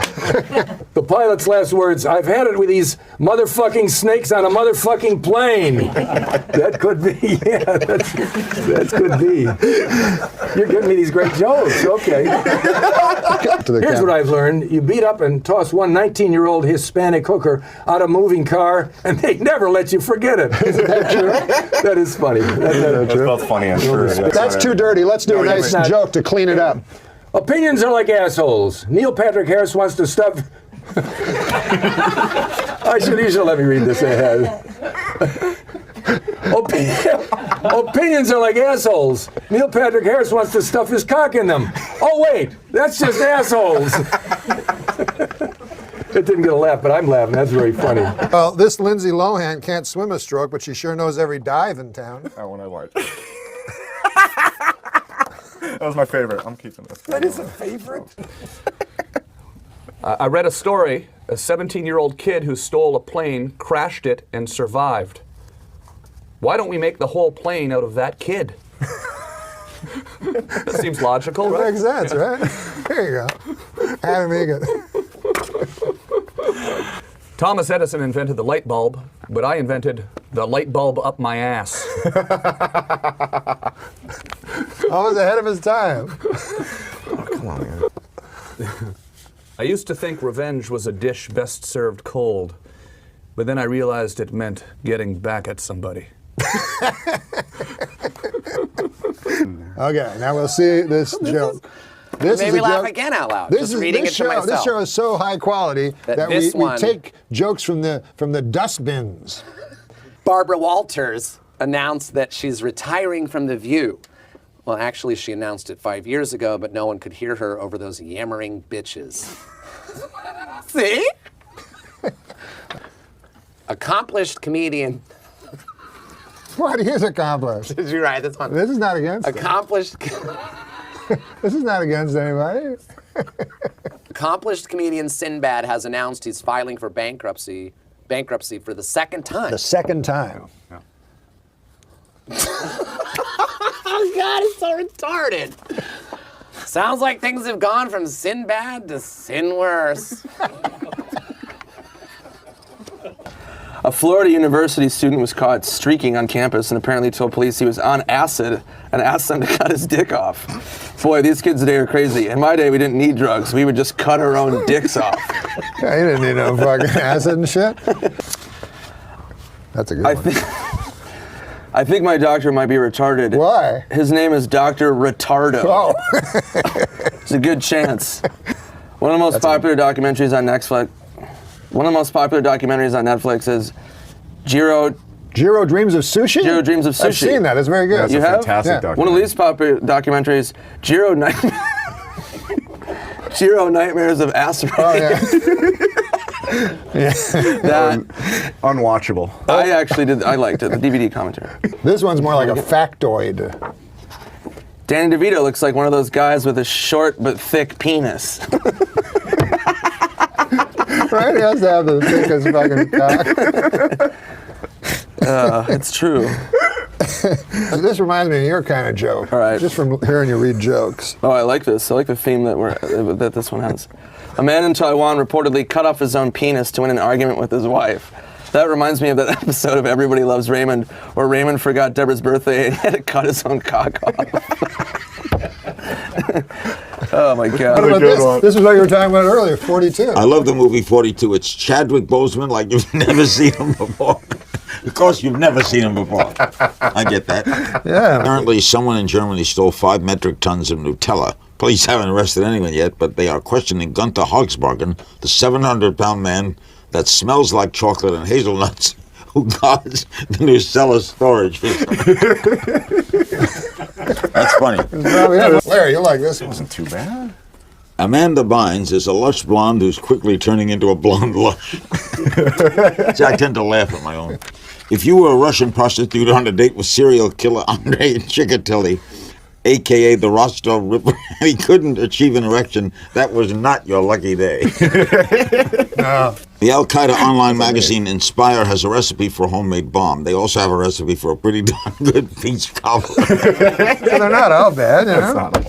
I crack up when I see a funny joke and I hear it. You know. China's government has reported they have lost over 28,000 rivers in the past decade. That's weird. That is weird. My theory is they sold it into the sordid world of underground river sex trafficking.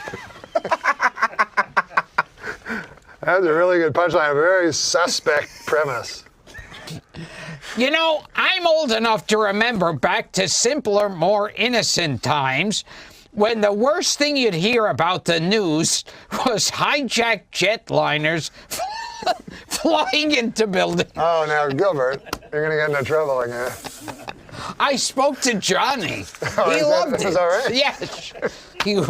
I think there's nothing cooler than being a lone wolf, except at wolf picnics when you don't have a partner for the wolf wheelbarrow races.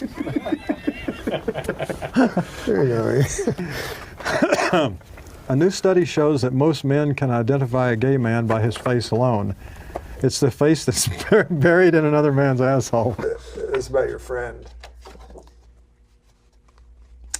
Hey, you're not going to believe this, but Bill Maher is giving away the solution to all our problems for free.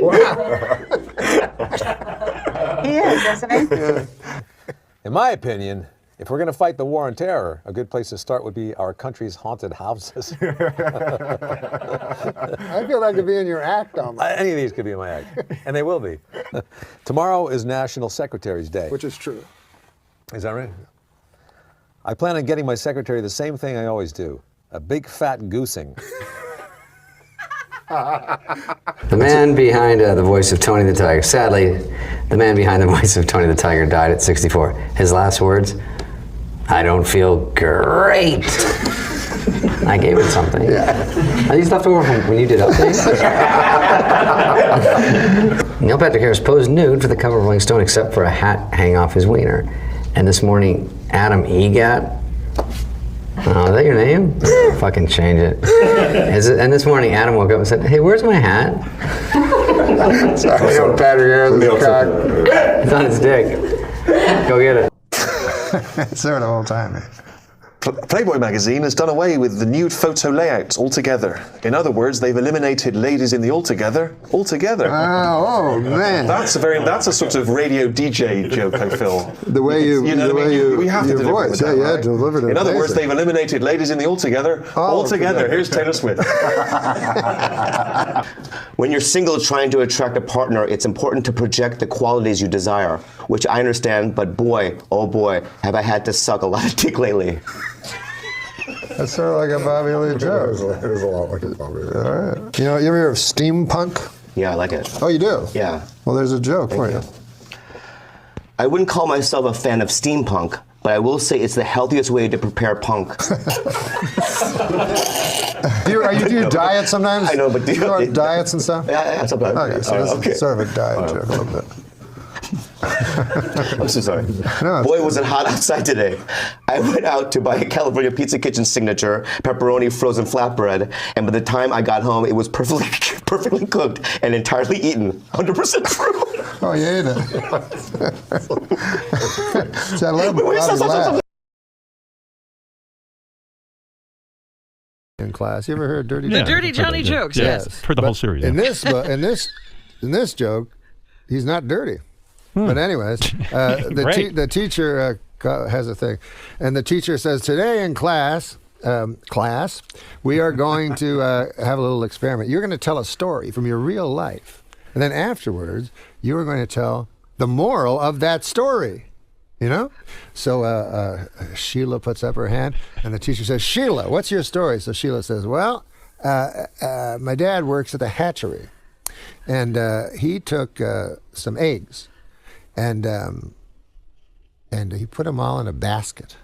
All the eggs he put in one basket. And then he put them in the horse and buggy, and off we went to town, and the earth was uneven, and the eggs broke. And the teacher goes, well, that's an all right story, but I can't understand what the moral would be to that story. So Sheila says, well, the moral is, don't put all of your eggs into one basket. So the teacher says, well, by God, this is exactly what I'm looking for and what I was hoping for with this experiment. Yeah. And anybody else have one? So Marjorie puts up her hand. Okay, Marjorie, what's your story? Well, my father works for the hatchery. Most of us. Most people in that town work in the hatchery. Worked at the hatchery. Thank God for the hatchery, she says. Or where would we be? So she says, my father, he sells chickens. And he knows that eggs become chickens. See what I mean? So he had to count his chickens so he could go and sell them in town. So he had 9 chickens and 5 eggs. So instead of saying he had 9 chickens, he added the 5 eggs. You see, he counted them as chickens. So he said, I have 14 chickens. So he took them, Sheila says, and put them in the horse and buggy, and off they went to town, but the land was uneven. The chickens just survived easily. They frolicked. The eggs broke. Well, the teacher says again, that's a story, you know. But what on earth could the moral of that story be? Well, Sheila says, if that's her name, I forgot. She says, don't count your chickens before they hatch out of the eggs. Right. Teacher says you could probably shorten it a little. So, but that's great, and that's exactly what we're looking for.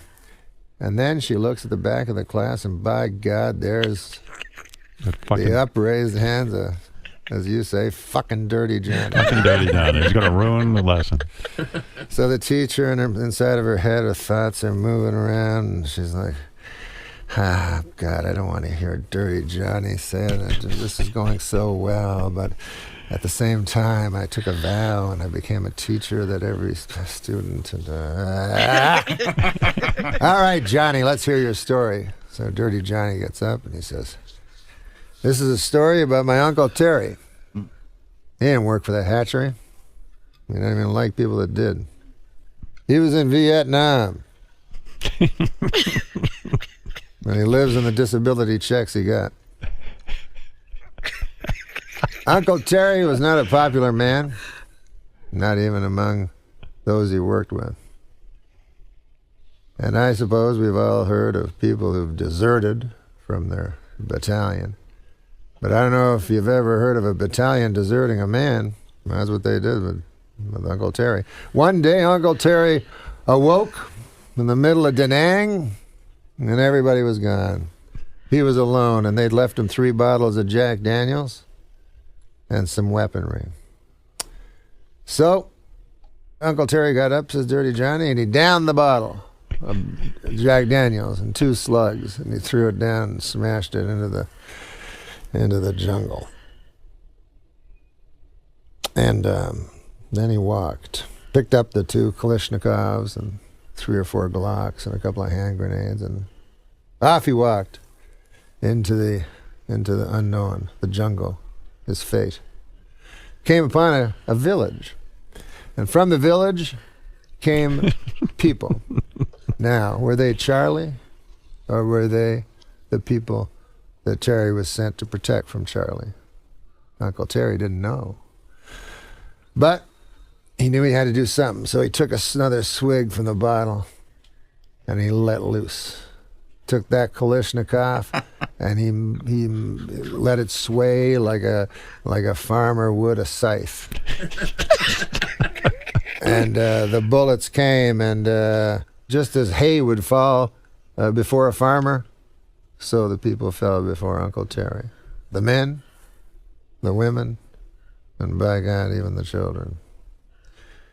And finally, Uncle Terry stood alone in the mud and the blood and the guts and the... only at himself. He took a long swig, and his hand brushed against his pants, and he felt wetness, and then he felt shame because he realized he had urinated himself in fear. And then, upon closer inspection, he realized it was not urine. It's ejaculate. And his shame was replaced by pride. And the teacher goes, holy fucking shit, what the fuck? Fucking kind of fucking story is that? Like, we just heard the hatchery and shit, and now this? She goes, well, Dirty Johnny, what on earth could be the moral to such a story? So Johnny thinks about it for a couple of minutes, and he goes, well, I don't know, I guess. Well, I know one thing. You don't fuck with Terry when he's had some drink in him. And he's uncorked the jug. You stay away from Uncle Terry. And he don't like anybody that works at the hatchery either. You remember that. You tell your parents that.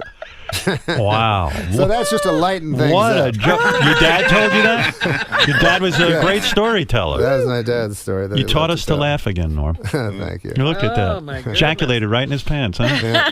Loved The thrill killing. of it, the thrill of it. thrill of killing. The thrill of it. Well, who knows? Who knows? Who knows what it was? Who knows what would happen if you were put in that situation? Thank you for that story, Norm. I mean, we always talk about going back and, if you could only go back in time and kill Hitler. You know what I mean? Yeah. But what a horror it would be to go back in time, meet Hitler, and get hypnotized by him. And like him. And then become one of the guys. And Right. it gets even worse. They say he was a very powerful speaker. You didn't know. All of a sudden you're killing in They his name. say he was a powerful speaker. Then on YouTube, he's like, and you're like, what Yelling. the fucking Christ? Don't vote for him. Vote for anyone else.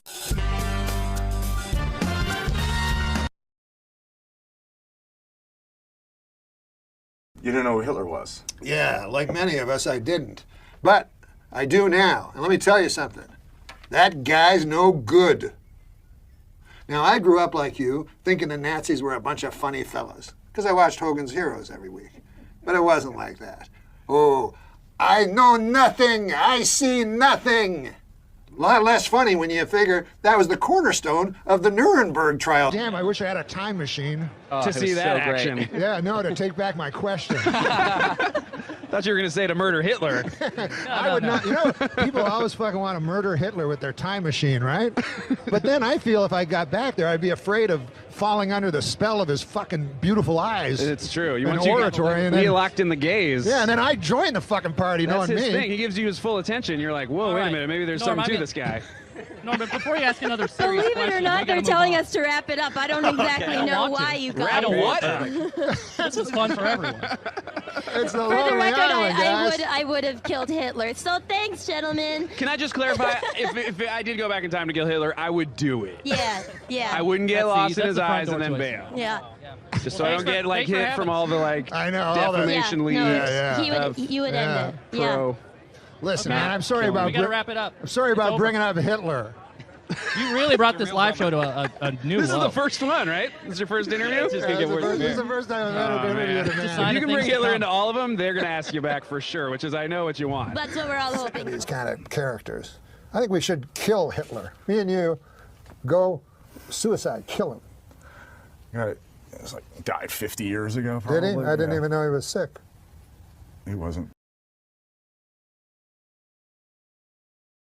I watch old TV shows. Yeah. And it was the first Kojak. You remember Kojak? Telly Savalas. Telly Savalas. With the lollipop. Yeah, he had the lollipop going. So for the pilot, it was Crocker's first day. You know, Kevin Dobson played Crocker. Sure, Crocker. So he was just out of police academy. Green. They kept saying how green he was. And Kojak had been around a long time. And he knew everything. So he's, you know, has this green kid, and he doesn't know if he wants to be working with him. So what was happening was prostitutes were being murdered. Oh, my. He goes, go down and try to get some information from the prostitute's mother. So a little while later, Crocker comes back. I talked to her mother. She wasn't a prostitute at all. She was a good girl. Yeah. So Kojak's seen it all, right? So he takes this lollipop. He goes, yep, she was a good girl. Mama's apple pie. The 4th of July. She was a hooker!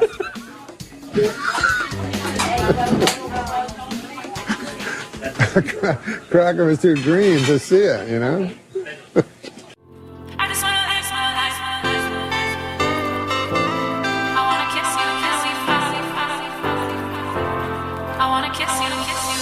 You told me that we should go our separate ways, but now. Just go to huluplus.com/norm. What? I'm trying to speed up through this. Right now, sign up for huluplus.com. Norm MacDonald's podcast copy? /norm. /norm? You don't get any money isn't- from Norm. This isn't supposed to be. It's supposed to be /bill. /bill. They said Norm.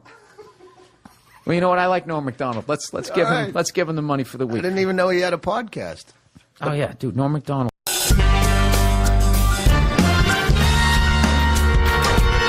Hey, welcome to the show. This is a podcast, but it's on the TV also. And I'm here with my trusty sidekick, Adam Egas. That's right. How are you, Norm? Good. How are you, Adam? Fine. Just Excellent. Fine. Yeah. Did you see him on Conan telling that moth joke? No. Yeah, you got to see it. No, I haven't. A moth goes into a podiatrist's office. A moth goes into a podiatrist's office. All right. You are correct. Dude, you know how many comics out there don't give a fuck, but kind of still do? You have to kind of still do to eat. That guy Norm truly doesn't. He's so fucking funny. One of my best opening monologue jokes ever. Did you ever see? Remember that whole thing when he was doing Weekend Update and they told him to make it funnier. So he didn't. He just was more Norm the next week. So eventually, of course, he gets fired. So then he goes off into the Hollywood world. He's got a TV show or a hit movie or some shit. So now they bring him back to guest host on SNL. And I'm going to butcher this, but he kind of came out. He's like, yeah, so, people know I got fired from this show. So now they got me back hosting, which means either I got a lot funnier or this show sucks. That's what he opened up with. And I know that wasn't approved. Sorry for the bad Norm. I'll have Jay Moore on to make up for it. That was a great Norm. I haven't gotten funnier. The show has gotten really bad.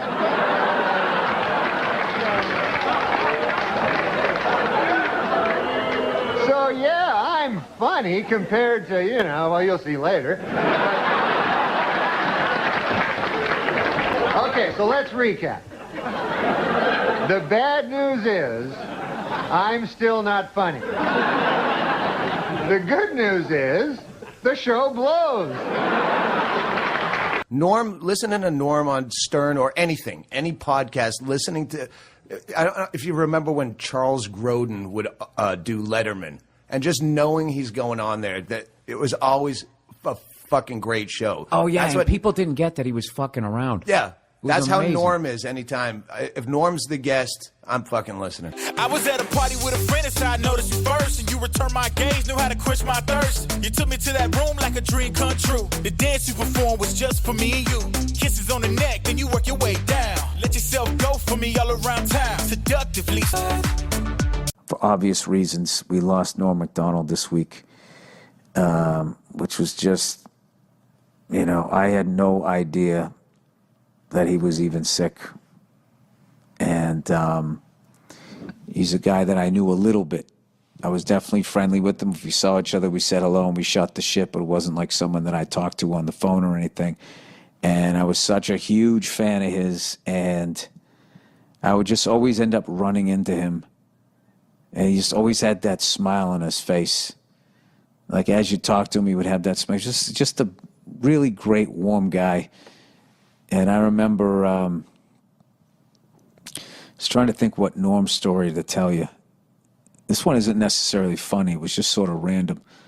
I went out to go see Bill Cosby in concert right before all the bullshit happened out in Pasadena. And he played this theater out there, which interestingly enough was where they had the 25th anniversary of Motown celebration, which is the first place Michael Jackson publicly did the moonwalk. I saw Bill Cosby at that theater. And I remember they had it all set up where, like, they almost built him like a little living room. He had like an Archie Bunker type chair, a little square rug, and then like a side table where he put his water. And he just came walking out, and there was the mic. There was no mic stand. It was just sitting on the chair. And he just came out. You know how he kind of walked a little bent over? Came walking out, waved to everybody, sat down, picked up the mic, and for like almost 2 hours, just, hour and a half, just killed. Just fucking killed. Had the crowd in the palm of his hand. Masterclass of stand-up, right? So I leave with my lovely wife, and I go out front, and who's standing there is Norm MacDonald. He was like, hey, Bill, hey, how you doing? And I talked. It was like, no, what's going on? I was so psyched that he knew my name and all of that stuff, and I think I had met him before. And then we just stood there talking about comedy and how amazing it was to see Bill Cosby and how good he still was. Like I said, this was before all the bullshit happened. And my admiration for the guy, it went even higher. That, I understood why I was there, but I thought Norm was so good that he didn't need to be there. And he was still there, still trying to learn and everything. And I was thinking, like, wow, this is why this guy is so fucking amazing. And, he's just was somebody that you couldn't just watch one video of him. Like, I was saying to Verzi how, like, guys like Ric Flair, Norm MacDonald, there's a few people, if you click on their videos, it's like, say goodbye to the next 2 hours of your life, because everything that they did is so interesting and so different and so funny. And one of my favorite Norm MacDonald things that he ever did, because so many people like pretend that they don't give a fuck, both in my business and in other businesses. You got I don't give a fuck. Hey, you know me, I don't give a fuck. Those people that advertise them. Like, that guy clearly, in the best way, didn't give a fuck. He really cared about people and stuff, but like he did what he wanted to do. And when he was on SNL, how big a gig that was, because there was so few channels, the internet hadn't blown up yet. And even with basic cable and everything, I mean, it was still, if you were on Saturday Night Live and you were doing Weekend Update, it was one of the most coveted gigs a comedian could have. And you were part of this lineage of, at that point it was, Chevy Chase, Jane Curtin, right on through to Dennis Miller's reign when he did it. And, did Colin Quinn come after? I think Colin came after, but it was always just like the best of the best comics that they had doing it, and continued on with Tina Fey and all of them. And no one's walking away from that job. And if some suit at NBC tells you they don't like the jokes you're doing and be funnier, you're shaking in your, I'd be like, oh, fuck, I'm going to lose this big gig. I don't want to get fired. I don't want to piss these people off or whatever. I guess he was doing all those OJ jokes, and somebody, I forget how the story went.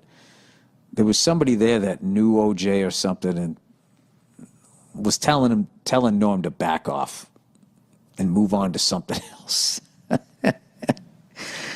So what does Norm do? He just doubles down and he just does even more OJ jokes, which is like, you know, the balls that took to do that. And he ended up losing the gig. He got fired. And people loved him and he was fucking hilarious, but he, you know, he didn't back down to the big fucking guy over there, and he ended up losing the gig. So, you know, as luck would have it, I think it was Dirty Work, came out like a year and a half later or so. So he has to promote it, and he's on the press thing. So Lauren has him back and has him host the show. And I remember he went out there, and his opening joke,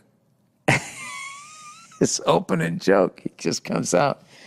And he was just like, something like this. Yeah, it's good to be back. You know, I actually got fired from this show about a year and a half ago because they said I wasn't funny. And now here I am. I'm hosting the show. So that means one of two things. Either I got a lot funnier or this show sucks. And then he had that big shit-eating grin on his face, and he started laughing. And then he proceeded to do a bunch of OJ jokes.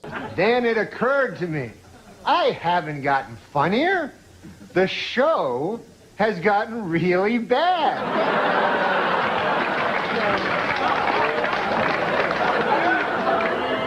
So yeah, I'm funny compared to, you know, well, you'll see later. And it was just like that fucking thing about him. And the whole time, I just felt the whole time when people were fucking with him or whatever and trying to take what he had, he always just still had that smile on his face, and he just still did exactly what he wanted to do. And I got so much respect for him. And I feel so fortunate that I got to see him live.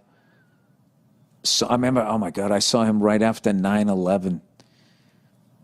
The Aspen after 9/11. Aspen Comedy Festival was this big fucking festival that was always a nightmare to get in and out of. Every year it would snow and people would get stuck in Denver, or you get snowed in, you couldn't get out. It was a fucking nightmare. And then as a comedian, you had to perform. It was like a mile higher than fucking Denver. And no one could breathe, and you're performing in front of all these super fucking rich people in front of industry, and you just go up and you would eat your fucking balls, and you're like, why did I come out here? And I remember I saw Joe Rogan do a full set that I still remember, and then I saw Norm MacDonald. It was at the same theater, and I remember Norm came out, and he was doing bits on racial profiling and all of this stuff. I'm not going to butcher the guy's bits, but I remember just watching that full set, and I was like, this guy is one of the greatest comedians I've ever seen in my life. And I thought that every time I saw him. And I don't know, it was a pleasure to know the guy, even on a little level. Just a massive, massive, massive loss to not have him around. And especially now with all of this stupid fucking cancel culture horseshit that is going on, which has way, way, way overstepped its bounds, as it always happens. No matter who's behind it, it always ends up, starting off with something that makes sense, and then that becomes the overreach, and then it just becomes like, hey, is it me, or did you literally become what the fuck you were trying to stop? And we, I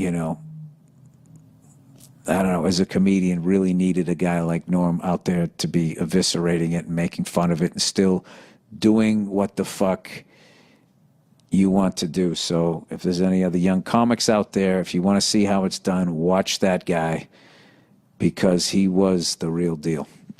All right? So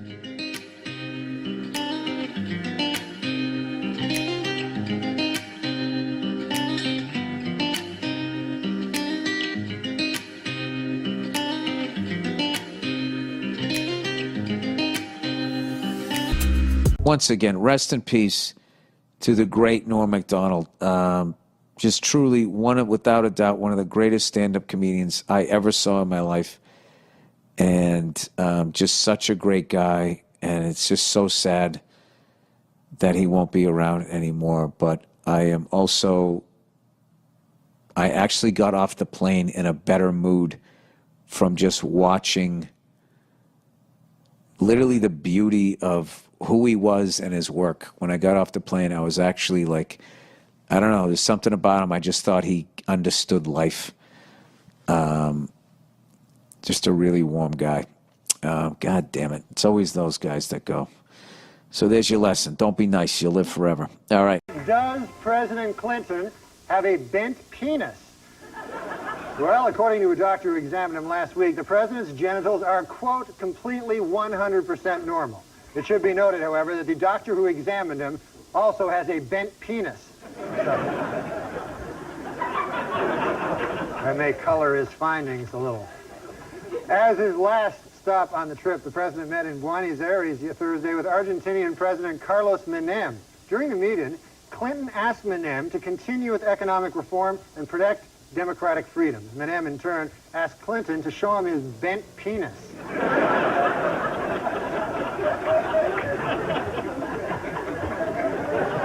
Tomorrow, Chinese President Jiang Zemin begins a week-long visit that could define U.S. relations with China for years to come. President Clinton plans to ask Jiang for several things, including human rights reform, trade expansion, and a Chinese herb said to have the power to straighten a bent penis.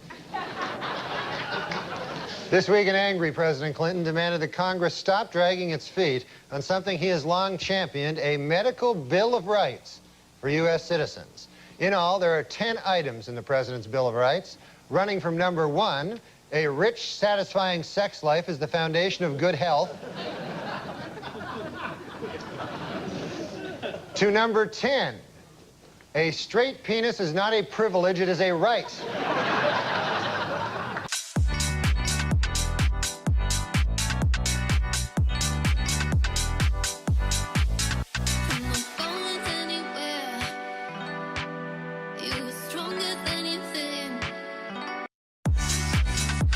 I have to know one thing before you go today. I know there are other questions, but you say that you there were distinguishing characteristics on the president's private parts.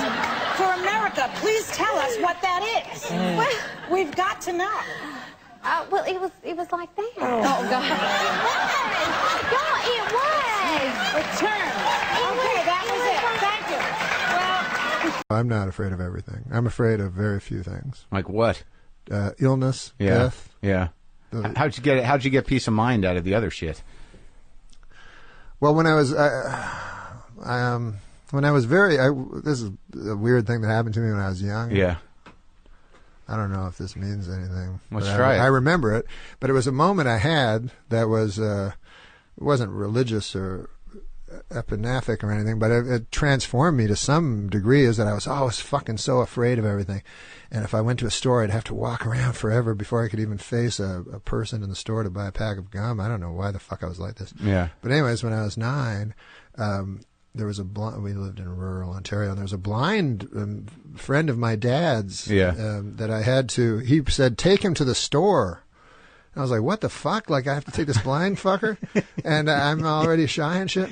So I'm taking him to the store, and then the fucker wants me to explain everything, describe everything to him. Yeah. So I'm like, there's some grass over here, and now there's a lamppost, and this guy's all happy. Oh, what about the lamppost? I mean, it's just a lamppost. Yeah. So it goes on and on, but something happened to me it sounds bizarre, but something happened to me where I was actually, instead of always looking inward, which I think I'd always done before that one time, I was looking outward. Anyways, while I was talking to him, I suddenly had a sort of a hysteria, like I was laughing. I started laughing and stuff.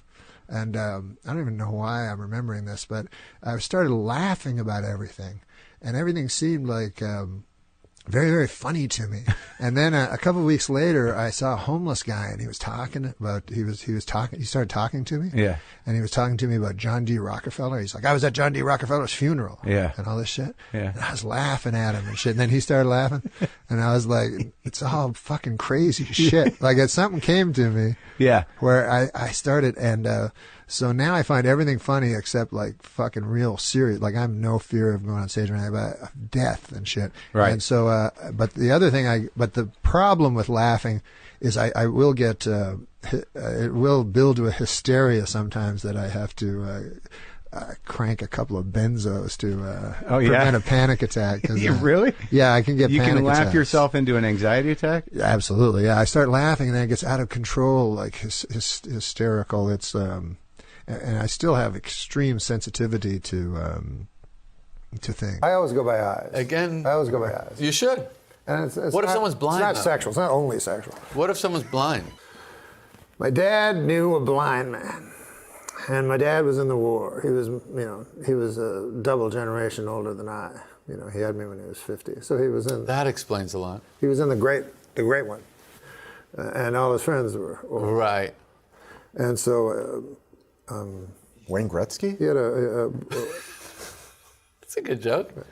So he had a blind friend, and he come over, and my dad said, "Do you want a Coke, Elmer? RC Cola." Oh God damn. We don't got no RC Cola. We got Coca-Cola, the gold standard. Right. And this blind bastard wants an RC. So go down to Avonmore, take him, pick up an RC. Well, that's a 1.5 mile walk. Right. So I walk with this blind son of a bitch. And he says to me, he wants me to describe everything. So I said, okay, well, on the left there's some cows lowing, and, there's a fence. He goes, is it like a wood that's near petrified? I said, yes, it is. And how big is it? 3 feet.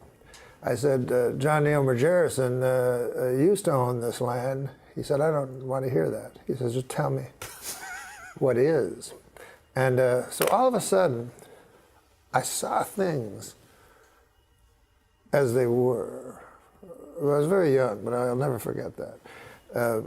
Because I had to see for this blind man, I had to see and describe not my opinions, Right. So when I went by John Neil Margerison's house a half a quarter later, right, I didn't mention John Neil or anything. I just described the house, right, because that's all he wanted to see. And then I began to realize that life is what is, not what you think it is, or not even what it appears to be sometimes. Mm-hmm. But I think you would agree that your life or my life is just a series of facts, a series of incidents. It's not what you dream or hope or believe, it's what you do. I would say the exact opposite. What do you think it is? First of all, you mean to tell me this does not end with we suddenly realize, why the hell are we getting this blind man a different brand? That's not the punchline? Oh, no, there's no punchline. Oh, my God. I thought I was being... Yeah, that was, Didn't you see a million miles away? 1,000%. Why are we getting a different brand Coke for a blind man? That's not where we're going? Well, he didn't... His sense of taste was expanded. He doesn't drink it through his eyes. I guarantee you could fool a blind person with an off-brand Coke.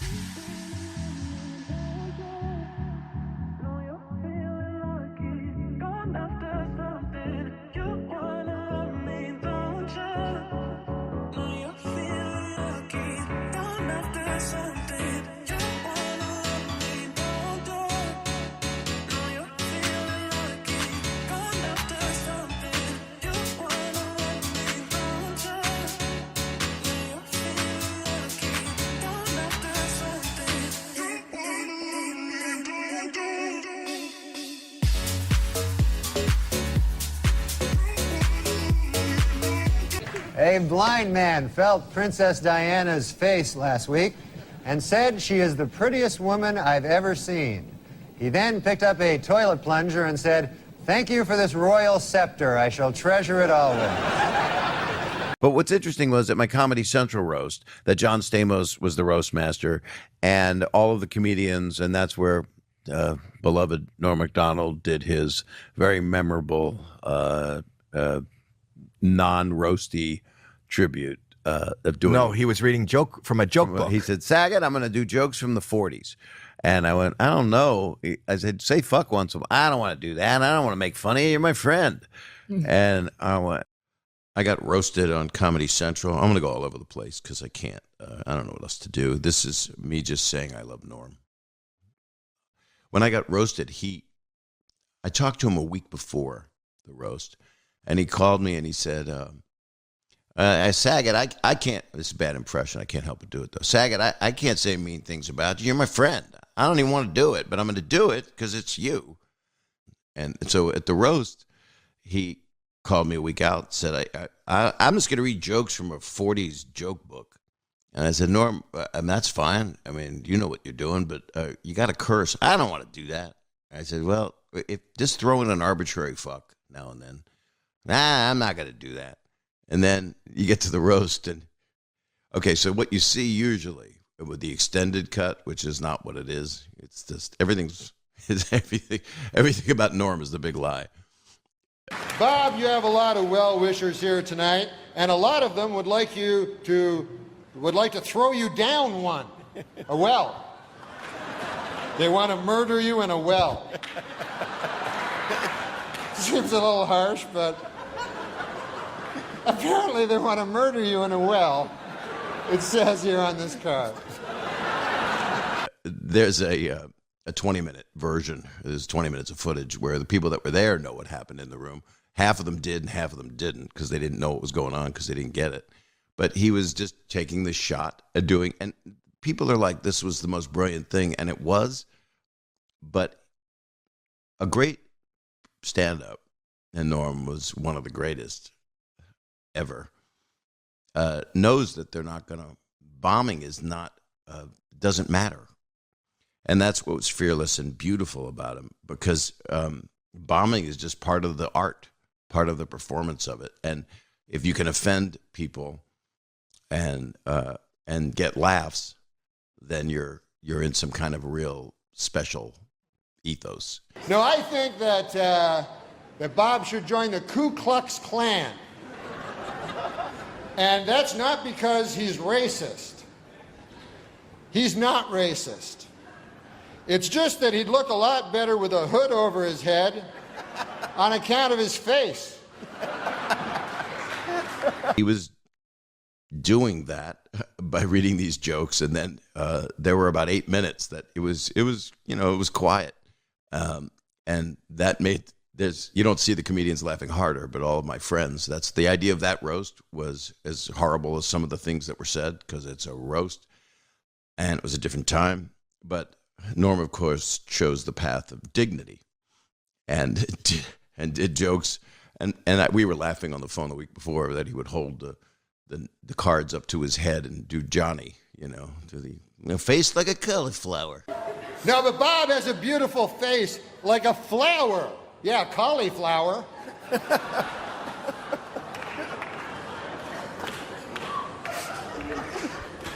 No offense, but your face looks like a cauliflower.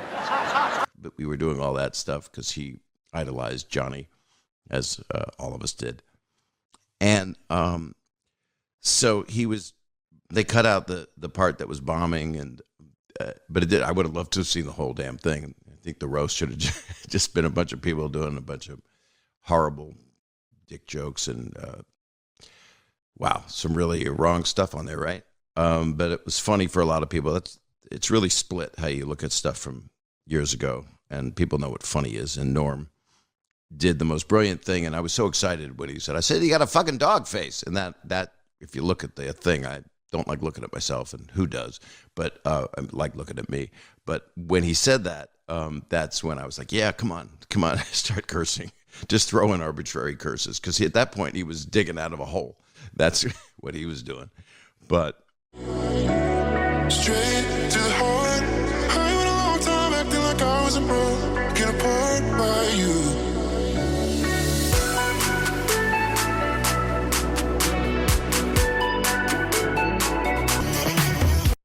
how fucking brilliant. Because it was so anti-roast. Because he didn't want to roast his friend. And he also didn't want to do a roast. So there's, it was a good toss-up whether he was doing it because he didn't want to hurt his friend, and also he didn't want to do a roast. He didn't love the form. He didn't mind listening to the old ones, but he wasn't equipped mentally or care enough to make fun of someone. It just, it seemed like okay, that's the joke. Making fun of somebody. Oh, great format. So, of course, he's reading the sports section while the other comedians are doing their stuff, and it's just, it's brilliance. It's an Andy Kaufman type thing, or anybody who knows what comedy is and doing some kind of, it's just Norm. It's just Norm. It's what he found funny. Bob Saget directed Norm MacDonald's movie Dirty Work. Yeah. A move that transformed Norm MacDonald into a star, Buck's employee. And then at the end, and I thought about, do I play it on here right now? And the answer is no. You can watch it. You can see it.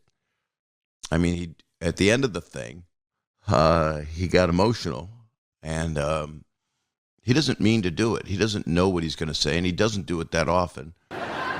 Bob, honestly, has never had an unkind word for anybody, and I love him, and I hope everybody else does, so I just want to say that. Thank you.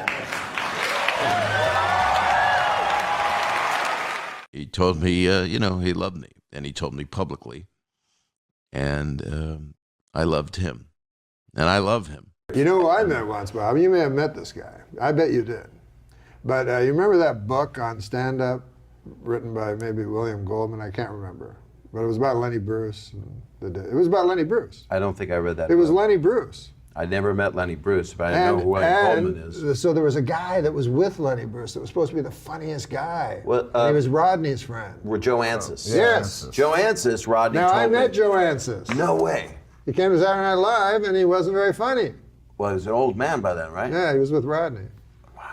There's a story about him that he was so OCD that he got into a bathroom, took off all of his clothes, and naked in the toilet, but didn't lock the stall door. Yeah. And Rodney told me this story, and it has to be true, I guess, and because he didn't tell that many stories this many times. And he's naked, standing on a toilet seat. So you look under the stall, and the guy saw that there was nobody there, and he was trying to take a shit, and he was naked like a crow, and his clothes were laid up over the side of the stall. Yeah. And a guy opened the stall, and they both because he was naked with his dick hanging out. My God. Just a creepy story. There was no punchline to it except how OCD the guy was, how crazy. I heard a great story, and correct me if I'm wrong, about you running into Rodney after he got out of a hospital at Caroline's. Was that you? And he was waiting for Ron Jeremy? Yeah, that was at his place. That's actually in the book. It's in the book. Is that in the book? Yeah, there's a story. Tell and everyone that story. It's a true thing. That I was supposed to have dinner with Rodney at 7 o'clock on a Wednesday. And I got to his place, and he was in a robe, and he'd just had surgery, but he was healed, wasn't hanging out. He had a scar up here, and he said they took out all my guts, lied him next to me, and then put them all back in. That's how he talked about his surgery. It's just like something quick, like Legos or something. And so I got to his place Wednesday night, and his wife was going out with a friend, and he goes, "Bob, you didn't call to confirm." I said, "I'm not late. This was the plan." "You didn't call to confirm, man. I'm sorry. I got Ron Jeremy coming up here with 2 hookers." And I said, "Well, I gotta go. I'm not gonna. I met Ron before. No offense. I just don't. I'm good. I'm gonna leave." Yeah. And Rodney goes, "Oh, I'm sorry, man. I feel bad." He had a release on the table that just says, "I, Ron Jeremy, allow Rodney to use me in his book," and that was just going to be his signature. That's what it was all for. So Rodney goes, "Sorry, I'll walk you out. I feel bad, Bob." And he walks me over to the elevator, and the elevator was just to his unit. And I walk over, and the doors, I'm on the inside of the elevator, and I go, he said, "How you doing, Bob?" I said, "I'm doing pretty good. I would have liked to have dinner, but how are you doing?" And he goes, "You want to know how I'm doing? You're leaving, and I'm waiting for a guy that can suck his own cock. That's how I'm doing." And then the doors closed. And we both laughed out loud because he said it he had no energy up to that moment. And when he said it, it was like a back-to-school moment. "That's how I'm doing." He yelled it. And that's what the guy could do, apparently. The potato bug of porn actors. Yeah. Could curl himself up. And you've met him. I met him. He loves comics. Thinks he's funny. He's the funny one. He loves comedians. That's the guy you definitely want to fist bump, not shake. Oh, yeah. Talk about that big juicy thing you were talking about. No.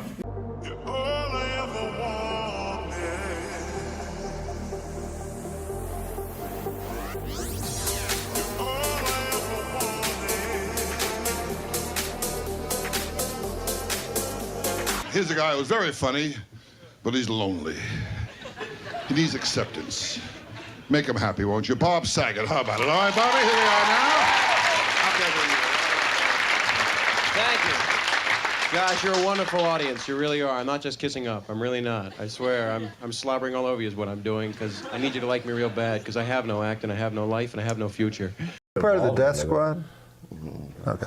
But I have had problems with them. Yeah. They tried to derail me years ago. Well, because I was in cahoots with Mencia, they thought. Okay. Oh, right. So when the whole Carlos Mencia, Joe Rogan thing happened, they had me on tape. Right, like I didn't know that Joe Rogan was. I love Joe. He's a friend of mine. Yeah. Joe, if you're listening, we're good, right? But the thing is that I didn't know that he was taping me. So I said, "Yeah, Mencia steals." Doing Bobby Lee. Bobby Lee's his friend. I don't know who that is. I don't know who that is. That's Ned Holness. Oh, Ned. I know Ned. Ned Holness. Yeah, he's really good. Hey, does all that stuff. How's he doing? Hey, all that stuff. You know what I mean? Yeah, Ned. Do a couple minutes of his material, okay? Well, I'll just do some of my material and then it'll be the same. You know, so I'll just talk about myself. What has he ever stolen from you? I used to do this bit about how I was so small that my dad would have to get on my shoulders to get on a ride at Disneyland. Right. Then he did a bit, literally, but this is I can't do it. But where's this going? Who cares? What the fuck? It's reality. Anyway, it's good to see you. This is the reason why comedians get away with stealing. Because comedians like you are afraid of confrontation. And then I also said that I sucked my cousin's dick. Yeah. Can I say that? That's a sharp left. Yeah, which I didn't know there was a camera on. Okay. Right? Yeah. And I'm not gay, but in high school I sucked my cousin's dick. Yeah, sure. And then also on top of that I said that Vietnamese people were jungle Asians. Which I had to apologize to the Vietnamese people, and I apologize. That's what I said back then. Do you mean he put this up on the internet or something? Then he put it on the internet. Death Squad did, right? Yeah, what did I say? So he had to publicly make an apology to the Vietnamese community because he called you guys, and he calls Filipinos this too. He calls us all jungle gooks or jungle Asians. Not jungle, gooks. not gooks, jungle Asians. By saying jungle gooks, you make it worse. He said jungle Asians. But how do you justify that? Well, because you guys live in the fucking jungle. What do you mean? How do I justify it? We don't live in the jungle. All right, so if I go to Vietnam, is there a jungle there? There is a jungle. There's a jungle in plenty of other countries. There's not a jungle in Korea. What? I'm sure you guys have rainforests. No, we don't at all. It's trees. Like it looks like Denver. You're trying to say Korea is Denver. Yeah, it's. And all of a sudden now, right? My aunt, my cousin's mom, calls me. He didn't suck your dick. No, you sucked his dick. Yeah, no, we sucked each other's dick. Yeah, and vice versa, right? When you're single trying to attract a partner, it's important to project the qualities you desire, which I understand, but boy, oh boy, have I had to suck a lot of dick lately. That's sort of like a Bobby Lee joke. It is a lot like a Bobby Lee. All right. What about this one? This is for you. I didn't. You know what I mean? And then my mom, that's my mom's sister, they didn't talk, and then she died. Oh, no. Oh, Jesus Christ. She died, right? Story. So the last thing that, I heard from my aunt is you didn't suck each other's dick. And then a couple years later, my mom, they stopped talking, and then she died. Oh, that's fucked up. Famous last words. Yeah, I love Death Squad. Yeah. How many views did it get? Millions. Oh, see? But then over the years, though, I made my way back into the group, and now we're all good. So you opened for Mencia, which made you the enemy of the Death Squad. Yeah. Because it's like a Bruce Lee movie. Yeah, it's just like it. So the Death Squad.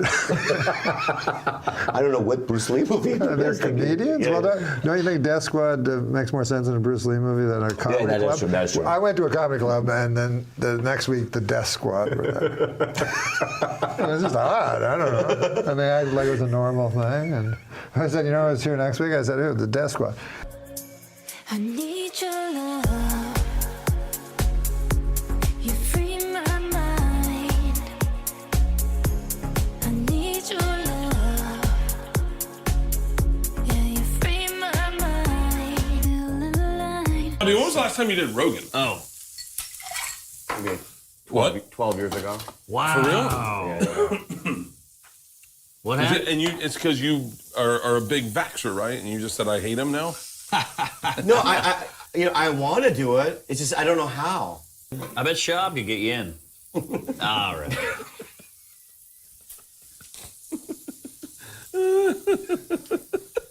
It's a good one.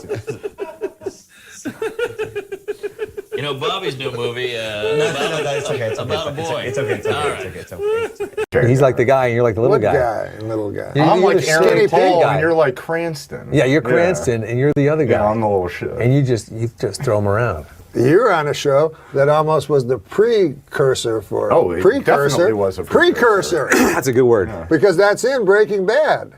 But Yeah. also Weeds was like kind of the broke down the door for Breaking Bad. down the door Yeah, for yeah. Breaking Bad, he says.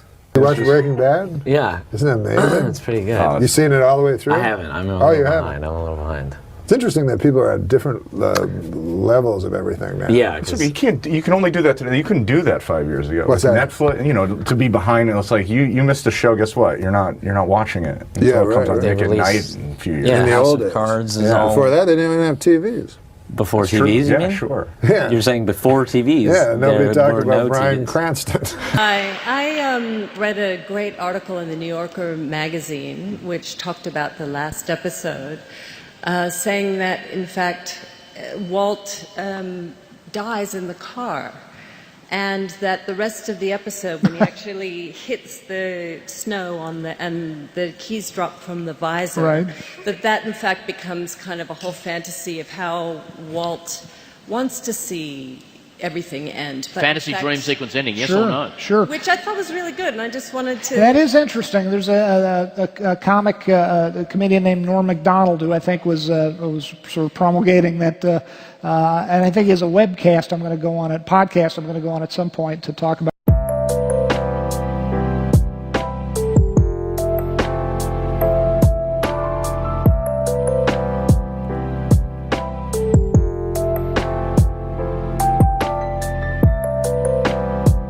When I first started, when I first came to Hollywood, my goal was just to get my name on there. You know how they write the names on the comedy store, like I got my name on. You got on How there? long ago?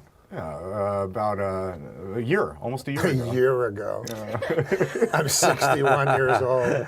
I never got it on there. You never got it on at all? No, We'll make that happen. I don't think so. I'll bet you we could.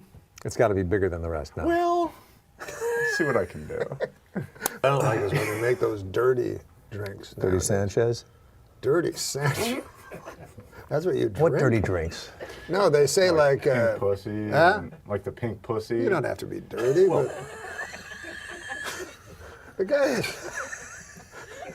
doesn't realize there's a TV camera aimed You at guys, him. this is like your little brother. God damn, man.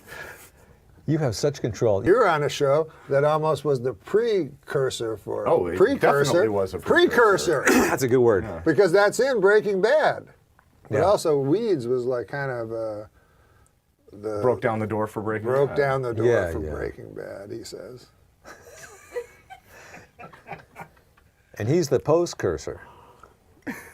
I got nothing. Man. He's just the cursor. I'm just cursed. God damn, no, your words you use. Pussy.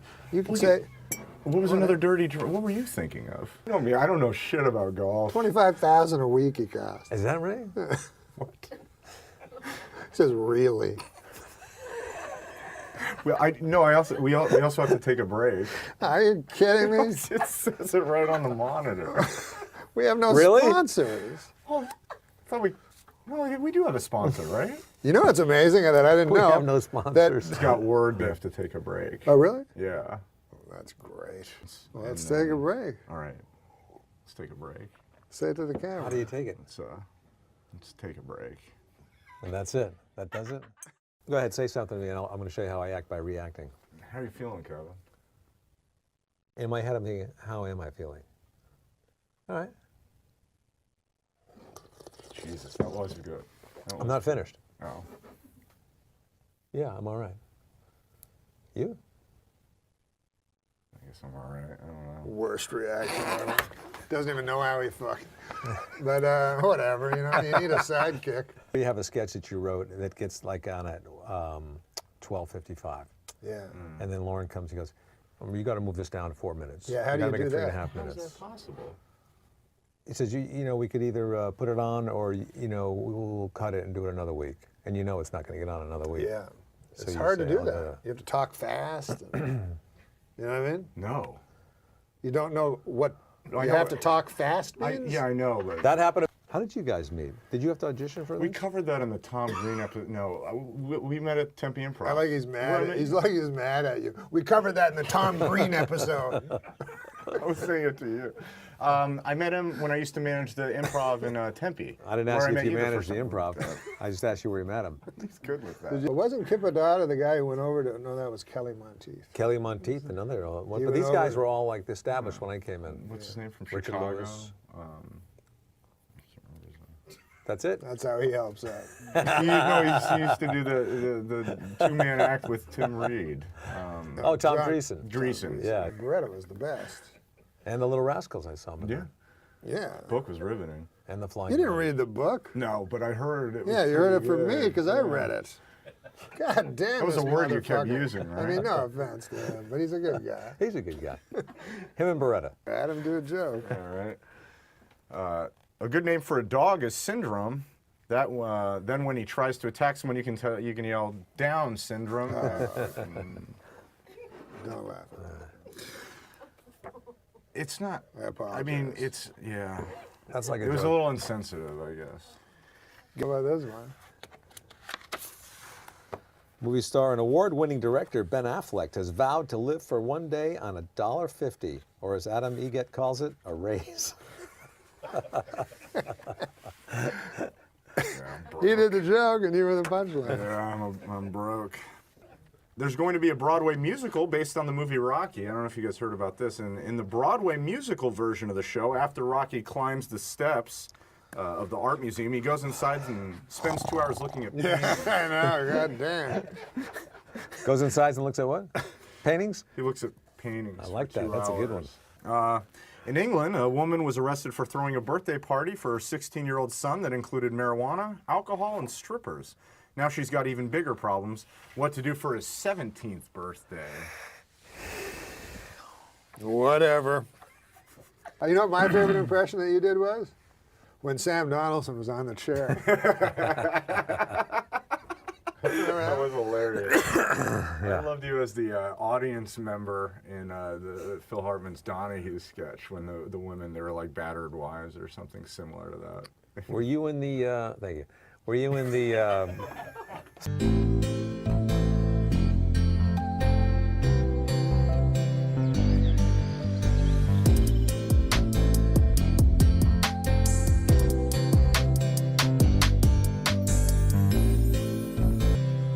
Thanks so much for calling in, Super Dave. Please come I back. didn't call in, asshole. I didn't call in. You called me. I'm not calling into this. Let me explain something. If I'm homeless, I'm not calling in. Duly noted, Super Dave. You understand? You understand? Yes. Barbara Walters announced that she's retiring from The View. Well, actually, she announced it 5 years ago, but no one could hear her over those yammering bitches. See? all remember our first guest from Saturday Night Live, where, among other things, he hosted the Weekend Update. Remember that? But he was so committed to doing an imitation of Bob Dole, he even took Viagra himself. That is really... Now he's the host of his very own show right here on ABC. It's called The Norm Show. Take a look. Hearing is 3 o'clock. And don't worry, because with the help of a little oxygen, you're going to be as sharp as a tack for that review board. Oh, wow. I just remembered where I left my Lincoln logs in 5th grade.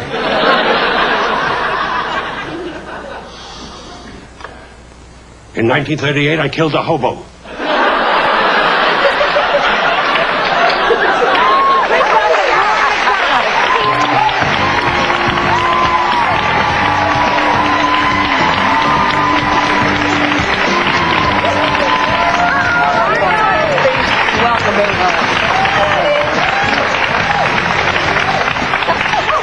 So Norm, do a little Bob Dole for us. Bob Dole? Yeah. Would you? You want me to do it? Yeah, do it. It's a kind of an old impression, you know. Next on the news again. It is? Yeah. Well, I try to work on new impressions, you know what I mean? Like fresh, torn from the headlines of the newspapers, of the journals, of the, you know.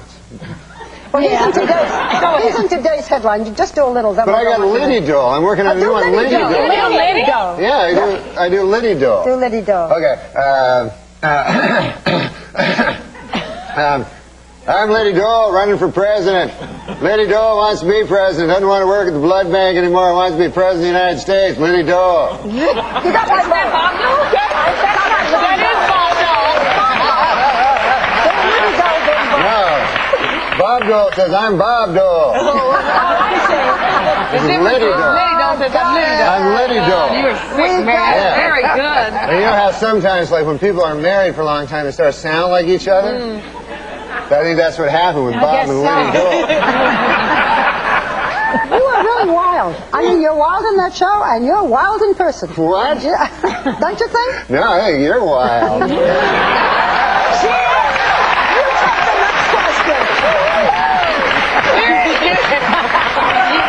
You hear us talking about the Friars Club roast and everything, and you know, Joy is the queen of the Friars I went Club. to that Friars Club once. I never seen a roast or anything like that, Joy, but I went one time. I loved playing poker. I had a bit of a gambling problem for a while, and I couldn't get enough poker games, right? So this dude, he told me, you gotta go to the Friars Club, man. There's a big poker game there, right? I have to talk to 4 people here. So I go to the Friars Club. Barbara, are you listening? Yeah.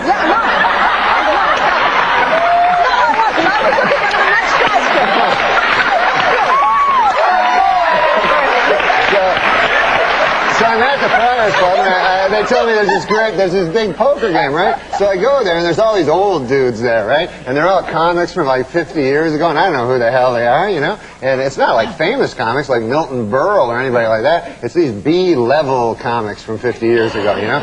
Like Freddie Roman and dudes like that, right?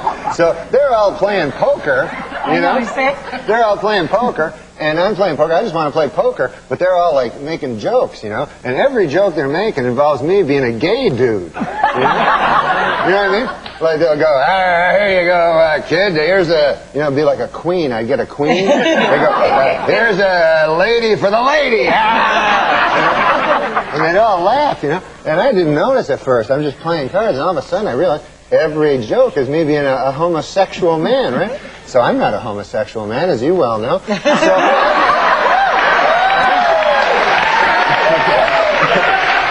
definitely not. You're not. yeah, I'm not. But let me tell you something else. I would have sex with you while you were awake.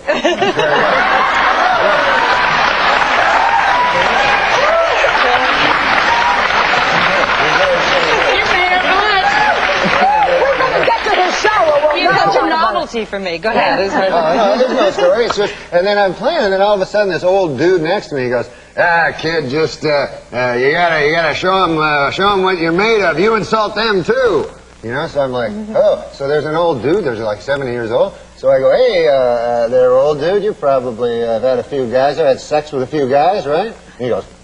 Well, that's the story. So that's the story. You know what? Okay, so I guess you don't need a punchline. No, you don't need a punchline. This is the new comedy, Joy. No punchline. If you think this one is funny, then you have to see the Norm Show. Now, I have to actually write down your character. It's a tax-evading former hockey player sentenced to community service as a social worker. Yeah, that's right. Yeah. He just couldn't come up with a guy named Joe. No, it's this person here. Yeah. But I'm told, even with this comic timing, you can't remember your lines. I can't memorize stuff, you know what I mean? I'm not good at memorizing. We only have 1 minute, by the way. You can read. So what do you do? He wasn't holding up that finger, but go ahead. That's a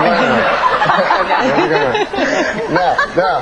What do you do? Well, you weren't listening? What do you do? How do you memorize? I can't memorize things, like, because in each script we get each week, there's like 600-700 words. Wow. You know? And you have to say them in order. You know what I mean? That's really hard. That ain't easy. What is it like on the set of that show with you? What is it like? Well, what do you mean? What do I mean? Well, because you're so average. She thinks you're wacky. Well, I'm just saying it's hard to memorize. We're not walking around the set going, hey, you know. What are you? So what do you do? He's being critical of us. No, I love this show. This is a great show. It's a great show. No, what I do is I try to, like, sometimes, if you watch the show, sometimes you'll see, like, I'll forget a line. Not just have you on, we have to watch it. You have to watch the show, yeah. Okay. No, but sometimes, geez, this is a long minute. Sometimes, like, if you watch the show, you'll notice, sometimes maybe during the show, there'll be like, maybe sometimes like 20 minutes will pass where nobody will say anything. You know what I mean? Because it was my line. But there's ways to cover. Sometimes I'll just read a newspaper. No, you've admitted that you're lazy. I think you've read 6 books in your life. I've read 6. 6. What kind of a woman would be attracted to you, do you think? Well, I have a lot of money. Oh.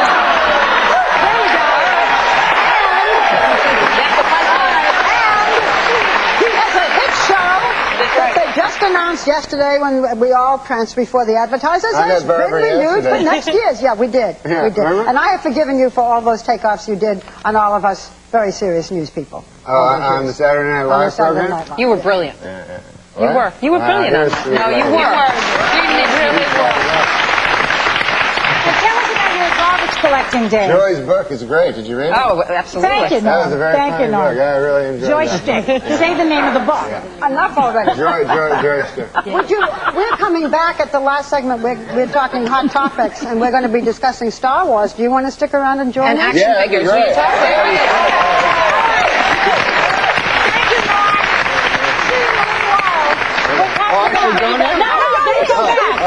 You're going to come back. And your minute is up. Okay. Be sure to catch the Norm Show tonight at 9:30 Eastern right here on ABC. Later, Barbara's showing you her eye makeup secrets. But when we come back, find out what you do every day that can really be bad for your health. We'll be right back.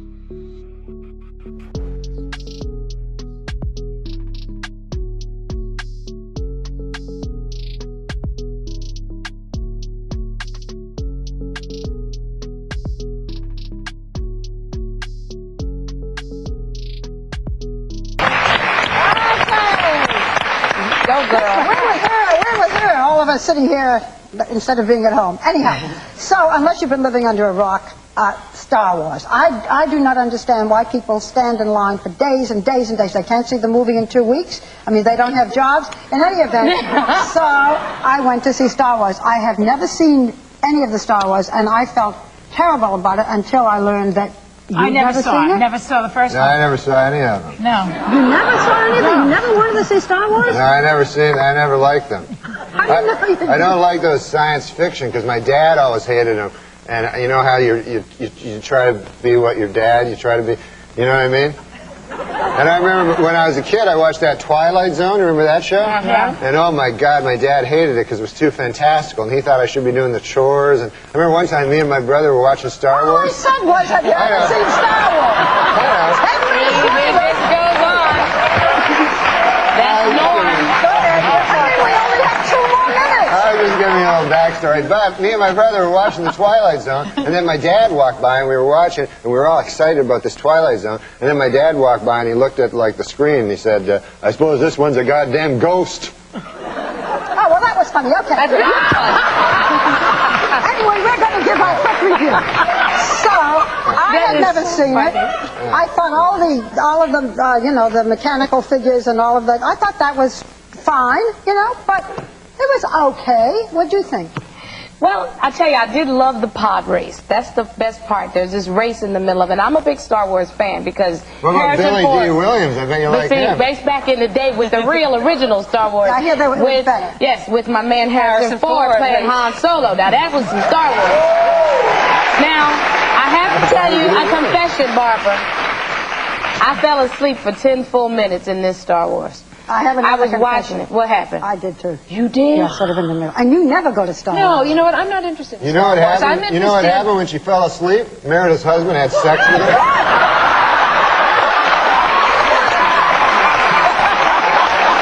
You weren't supposed to tell. Yes? You might get a little of that if you weren't so busy fondling what these are you action doing figures. with I mean, her? what's that about? No, well, you know what? There's a psychiatrist, is it from Harvard? I think it is, who's been studying these figures and noticed that their muscles are getting bigger, and boys have body images. They don't talk about it, but they do body image problems. And part of it is because of these action figures. They see these, and they want to look like them when they get have bigger. the same problems as girls. So what are you doing with that poor action figure? Oh, I'm fighting. I am Tom Glav and I will beat you. Dennis, did you ever have a body image problem? Yeah, or do because you I'm now? really, really thin, so I always wear like lots of clothes because I'm ashamed of my thinness. No, seriously? Yeah, look, you can put your whole hand around my wrist. See how tiny it is? Most boys are built That's not good thin. for a boy. I mean, if you want to look like this, boys now know that if they want to look like this, they have to take steroids or turn gay. That's how you look like this. But you're very tall. I was going to take the Doesn't that make up steroids. for it? What? You're going to take steroids? Yeah, but then I found out, you know that they shrink your testicles? Did you know that? I swear to God. You know what? If you look at this little action figure, I'm telling you. Unfortunately, we're out of time. Oh. Too bad. And I have to say, Norm, that speaking as you just did, you fit right into this category. And we may just add you every day to our Hot Topics. Norm, you are Thank you. Thank you, Norm. We'll be right back. In Duluth, Minnesota, authorities suspect arson was to blame for a fire that destroyed a mobile home and killed 73 cats. The chief suspect so far? This dog.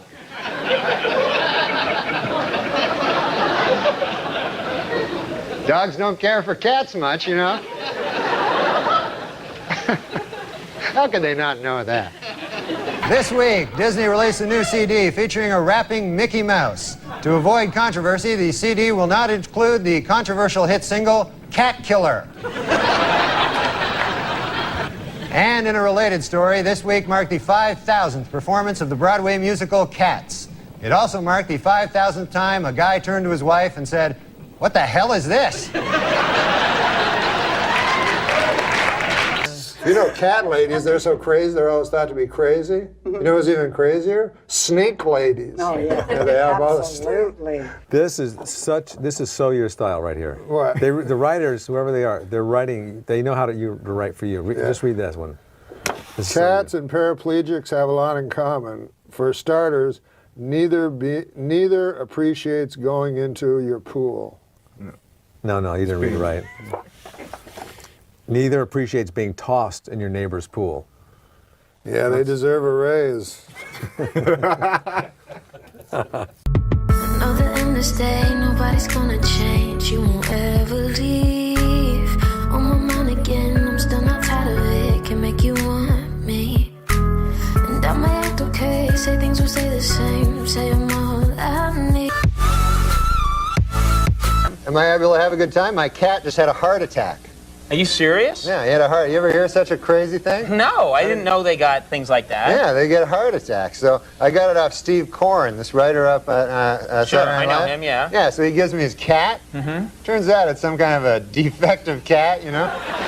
So he's a nice cat and everything. I'm getting along with him. I come back to my apartment last week. The cat's like foaming at the mouth. He's shaking like this. He's foam coming out. So I didn't want to get near it. I thought maybe he'd, who knows? He was delirious. Maybe he'd think I'm a mouse. So I didn't want to get near him. So I phoned 911. You know, I panicked. I phoned 911. Right. Which it turns out it's just for people.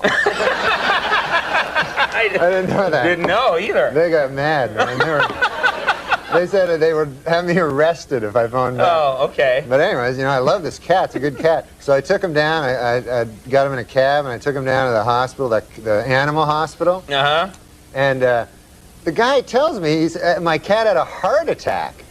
He takes him away. He says, "Oh yeah, he had cardiac arrest and stuff." And he started asking me questions about like, he says, I said, "What would cause that?" He goes, "You know, diet, stress."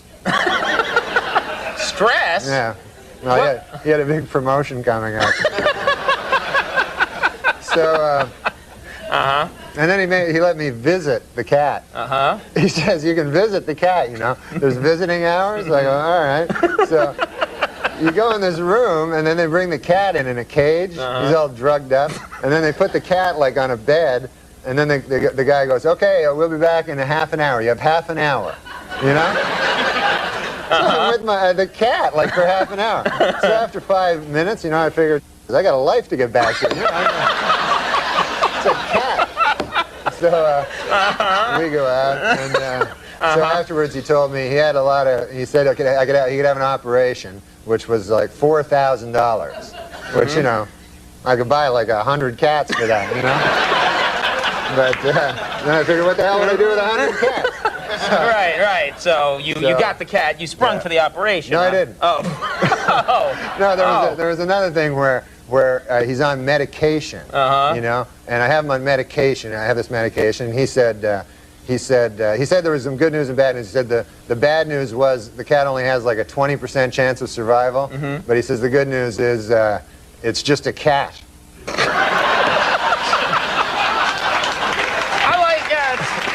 He's a bad doctor. He's a bad doctor, too. And in a related story, this week marked the 5,000th performance of the Broadway musical Cats. It also marked the 5,000th time a guy turned to his wife and said, "What the hell is this?"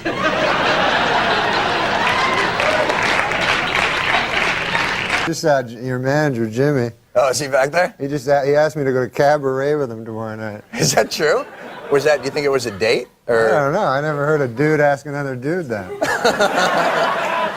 So what'd you say? I said no. I only went to one musical. I went to Cats. You remember that one? With the cats? Yeah. They dress up. They actually are dressed. It's cats. It's actual cats. Yeah. I know. I was stunned. And I say, there's a dude working there. I say, good God, man, that's about actual cats, right? So the guy goes, well, what the hell you expect? It says cats. And I go, I don't know. I thought it was like a symbolism. You know what I mean? Yeah, sure, right. I mean, if you went to like Dog Day Afternoon and there's a bunch of dogs in the afternoon, you'd want your money back. Literal, exactly, yeah. Don't have to sweat it, you're a Cobra boy. All right, so, let's see. What the hell was that? What was what? You just sang. Oh, yeah, I did, didn't I? 'Cause we're the Cobras, so you better look out.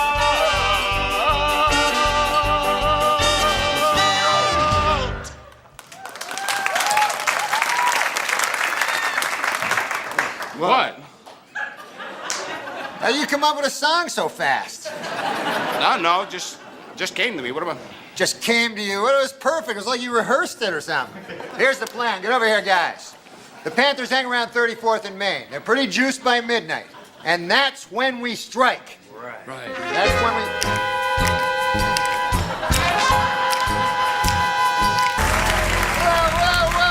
Whoa. What the hell is this? What are you doing?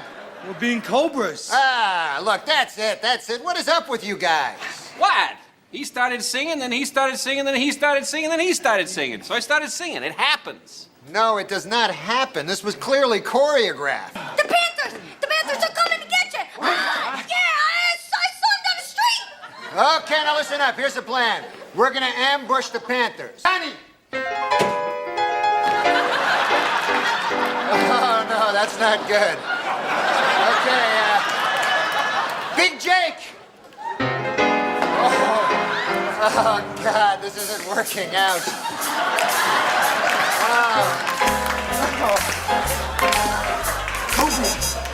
Cobras! Panthers! Cobras! Panthers! Cobras! Panthers! Cobras! Paradise with your body, I don't wanna share. We're making dynamite, explosive love intentions building in the air. I saw a wonderful play. A guy went on a trapeze over the audience. This was at the height of the AIDS epidemic, and he cut himself. And his blood, his AIDS, his AIDS-filled blood went all over the audience. We never cheered because we were afraid to be politically incorrect. So instead, we contract AIDS. But wait, you were at the show? Yeah.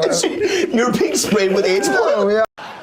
Good evening, I'm Chevy Chase, and you're not even halfway through the show. As you may recall, I was the original anchor on Weekend Update. It was back a long time ago. I mean, I was back when the only person in Betty Ford was Jerry. You know, really never anticipated that I would be forever known as the guy who did Update the best ever in the world.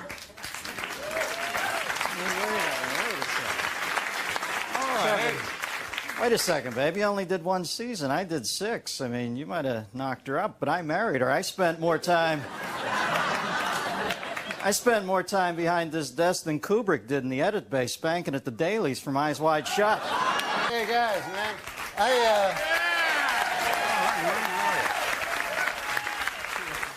I was just sitting at home watching the TV there. Yeah. And like, is there something going on here tonight? Norm, it's the 25th anniversary. Didn't you get the invitation? Oh yeah, the invitation. Yes, I got it. I got it in the mail. It was the one where they invited me.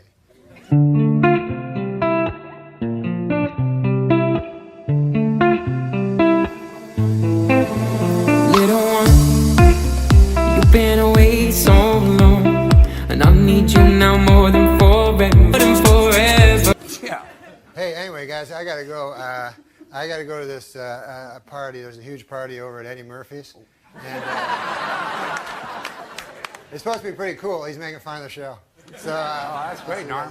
Which show, yours or this one? No, this one. Anyway, we're here to introduce some update features, so let's take a look back, won't you? The funny thing, I really only created Weekend Update so I could work without wearing my pants.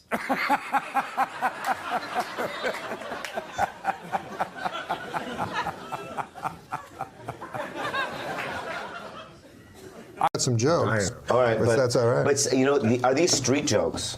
No. So you wrote them? They're not. Someone wrote them. Some of them wrote that you know. Yeah, some people in this room. Okay, cool. When you're single trying to attract a partner, it's important to project the qualities you desire, which I understand, but boy, oh boy, have I had to suck a lot of dick lately.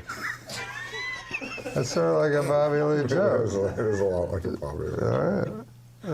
I went out to buy a California Pizza Kitchen signature pepperoni frozen flatbread, and by the time I got home, it was perfectly cooked and entirely eaten. 100% true. Oh, you ate it. See, I love Bobby laughs. I love the laughs. It's just weird, right? Just some of them are odd. I'm not gonna lie to you. This is a joke. Well, some of them. But this is a joke. I think technically. Like an observational joke. I signed up for my company's 401k, but I don't think I can run that far. It is a long way.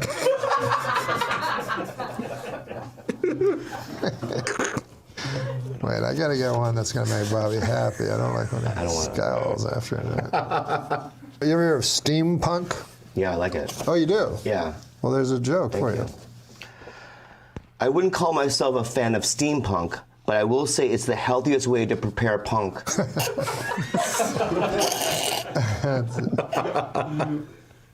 There is an Asian guy in Texas, right? This guy, his name is Mark. He taught Pablo Francisco how to do impressions back in the 90s, late 90s. Wow. For many years, 15 years, his stage name was Chinaman.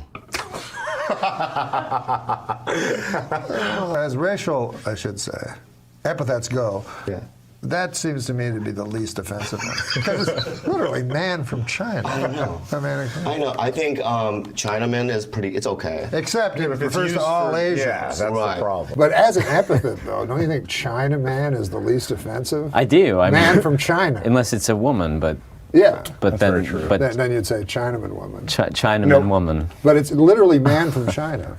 I couldn't agree more. I'm not. Also, dude, Chinaman is not the preferred nomenclature. Asian American, please. Walter, this isn't a guy who built the railroads here. This is a guy. What the fuck are you? Because what about this? If you say Asian, right, then that's everybody from that entire continent. It's more specific. Meanwhile, Chinese hate Japanese. Well, I mean, you're now one. Okay. Well, I mean, they raped their Nanking. Yeah. I mean, I didn't see it, but I heard about it. You don't forget that. Somebody rapes your Nanking. Why isn't that in USA Today? Yeah, it's in USA Today. Bob Hope, make God laugh. So I stopped. I'm like, hey, Jamie, Bob Hope never played the fucking Laugh Factory. And he's like, oh yeah. I'm like, what? And he's like, one time he came in, man, and he said to me, can I do 5 minutes? I say, can you do 5 minutes, you Bob Hope? Is he Chinese? I know, I can't do him. Every time I do him, people say that sounds like a Chinaman. And I go, that's not a nice thing to call Asians. You know? Why do people do that? Tell me some of the Asian things that, like, you know. Like what you would call a guy. Small penis? No, like names. Names, yeah. Oh, well, yellow. Yeah. Yellow? Yeah. Who says that? Who says Yellow? yellow? You're a coward. Hey, yellow. No, that's yeller. You're yeller. Yeah. I've never heard of yellow. No, I never. That's our skin color, but. Yeah, yellow man. That's just what Yellow, you yellow say. man, that's what you say. God, you made that up. Oh, no, Hey, yellow man, get out of my bar. I've never heard that. No. Do you know all the racial things against Asians? Yeah, can you tell me them? Well, I love when the Guy people do that. Aoki got mad at me one time. Why? He's the head of the guys that get defended in terms So just tell me some. Well, he knows them the best. Yeah. What about this? I call it the G word. The G word. Do you know the G one? Oh, gook? Yes. Well, you just said that like it came out so naturally. slipped out. Oh, no. You're right about You just said it just like, secondhand. I thought it was I thought it was a term of endearment. It's not. But can I tell you guys? Well,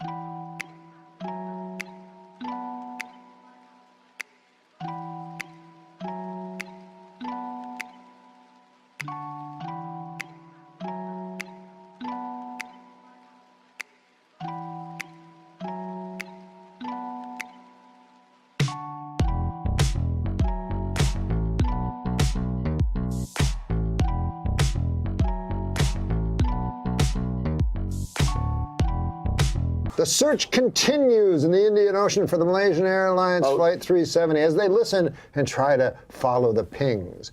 These guys sound like me always listening for pings. The pings are my Chinese neighbors. Jim and Ellen Ping. Nice people, nice folks. Nice folks. Jim.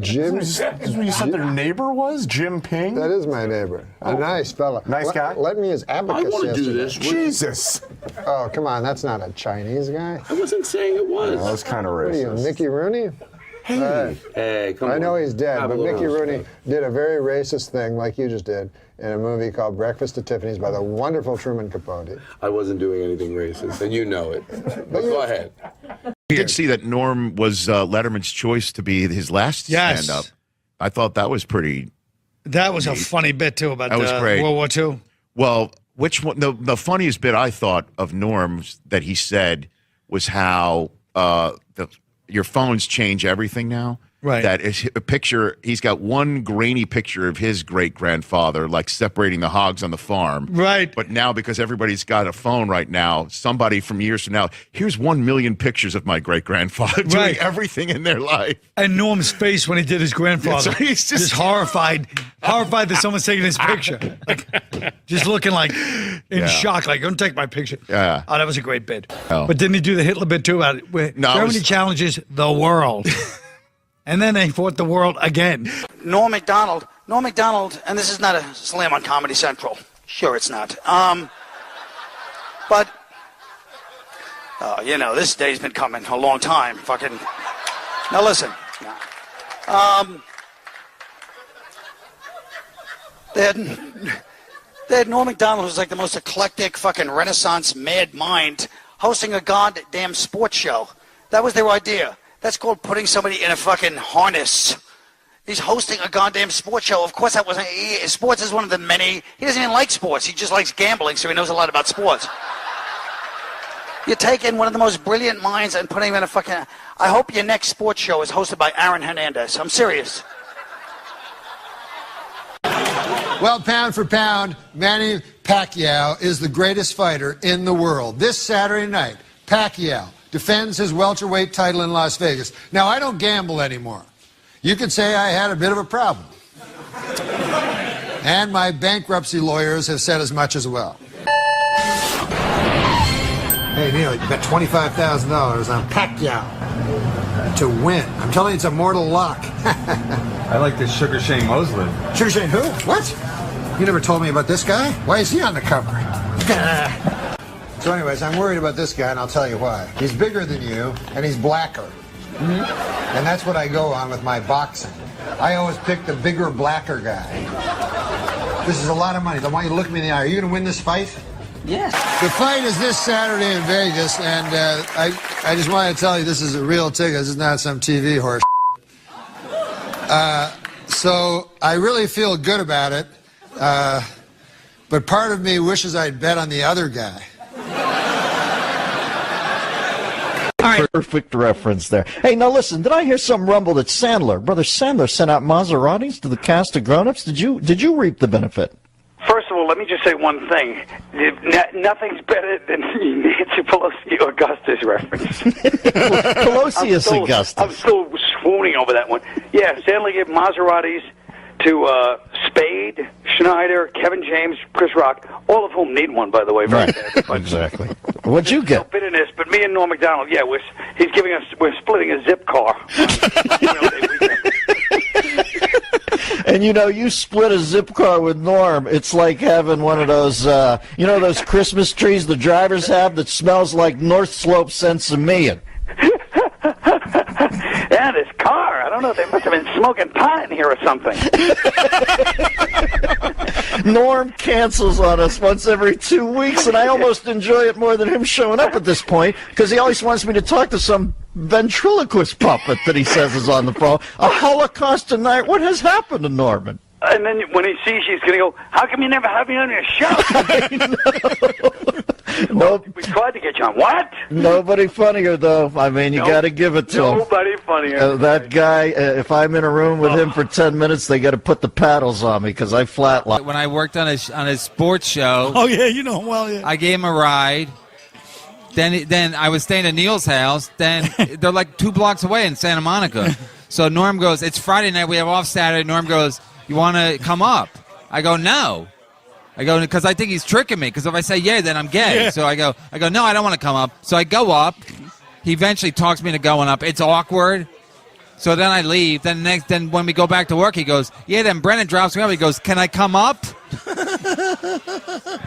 I'm like, what do you want to come up for? He goes, I want to see. I want to see your apartment. I go, the guy must be queer. Like he goes to the whole thing. He's like the boss. He's my boss, so I have to let him tell the story. You know? I can't interrupt him. So funny. Yeah. No, it's classic. I didn't know that was one of his he's classic great maneuvers. at that kind of stuff. You say you're homophobic. No, he'll do it with anybody. I mean, we went shopping one time when we were doing the movie in Boston, and then the guy's like, he goes, I need to buy jeans. He just walks in and just announces, I need to buy jeans. Like, it's a store full of jeans, but he acts like, it's a fucking, whatever the jean store is. Yeah. And he acts like, I need jeans. And then the guy's like, well, sure. What size do you like? He goes, and so-and-so. He goes, all right, just go in the back of the boot. What? Go back there and you want me to take my pants off? Look at this guy. And he starts telling all the other customers, this guy just told me to go in the back and take my pants off. I just came in to buy clothes. This guy wants me to go in the back and just take your pants off. I'm in my underwear. Was he was saying that was somebody there with him, or was just? I was with him. Oh, the whole store's laughing, but it's like, oh my what? God. He just causes a fucking ruckus. That's classic.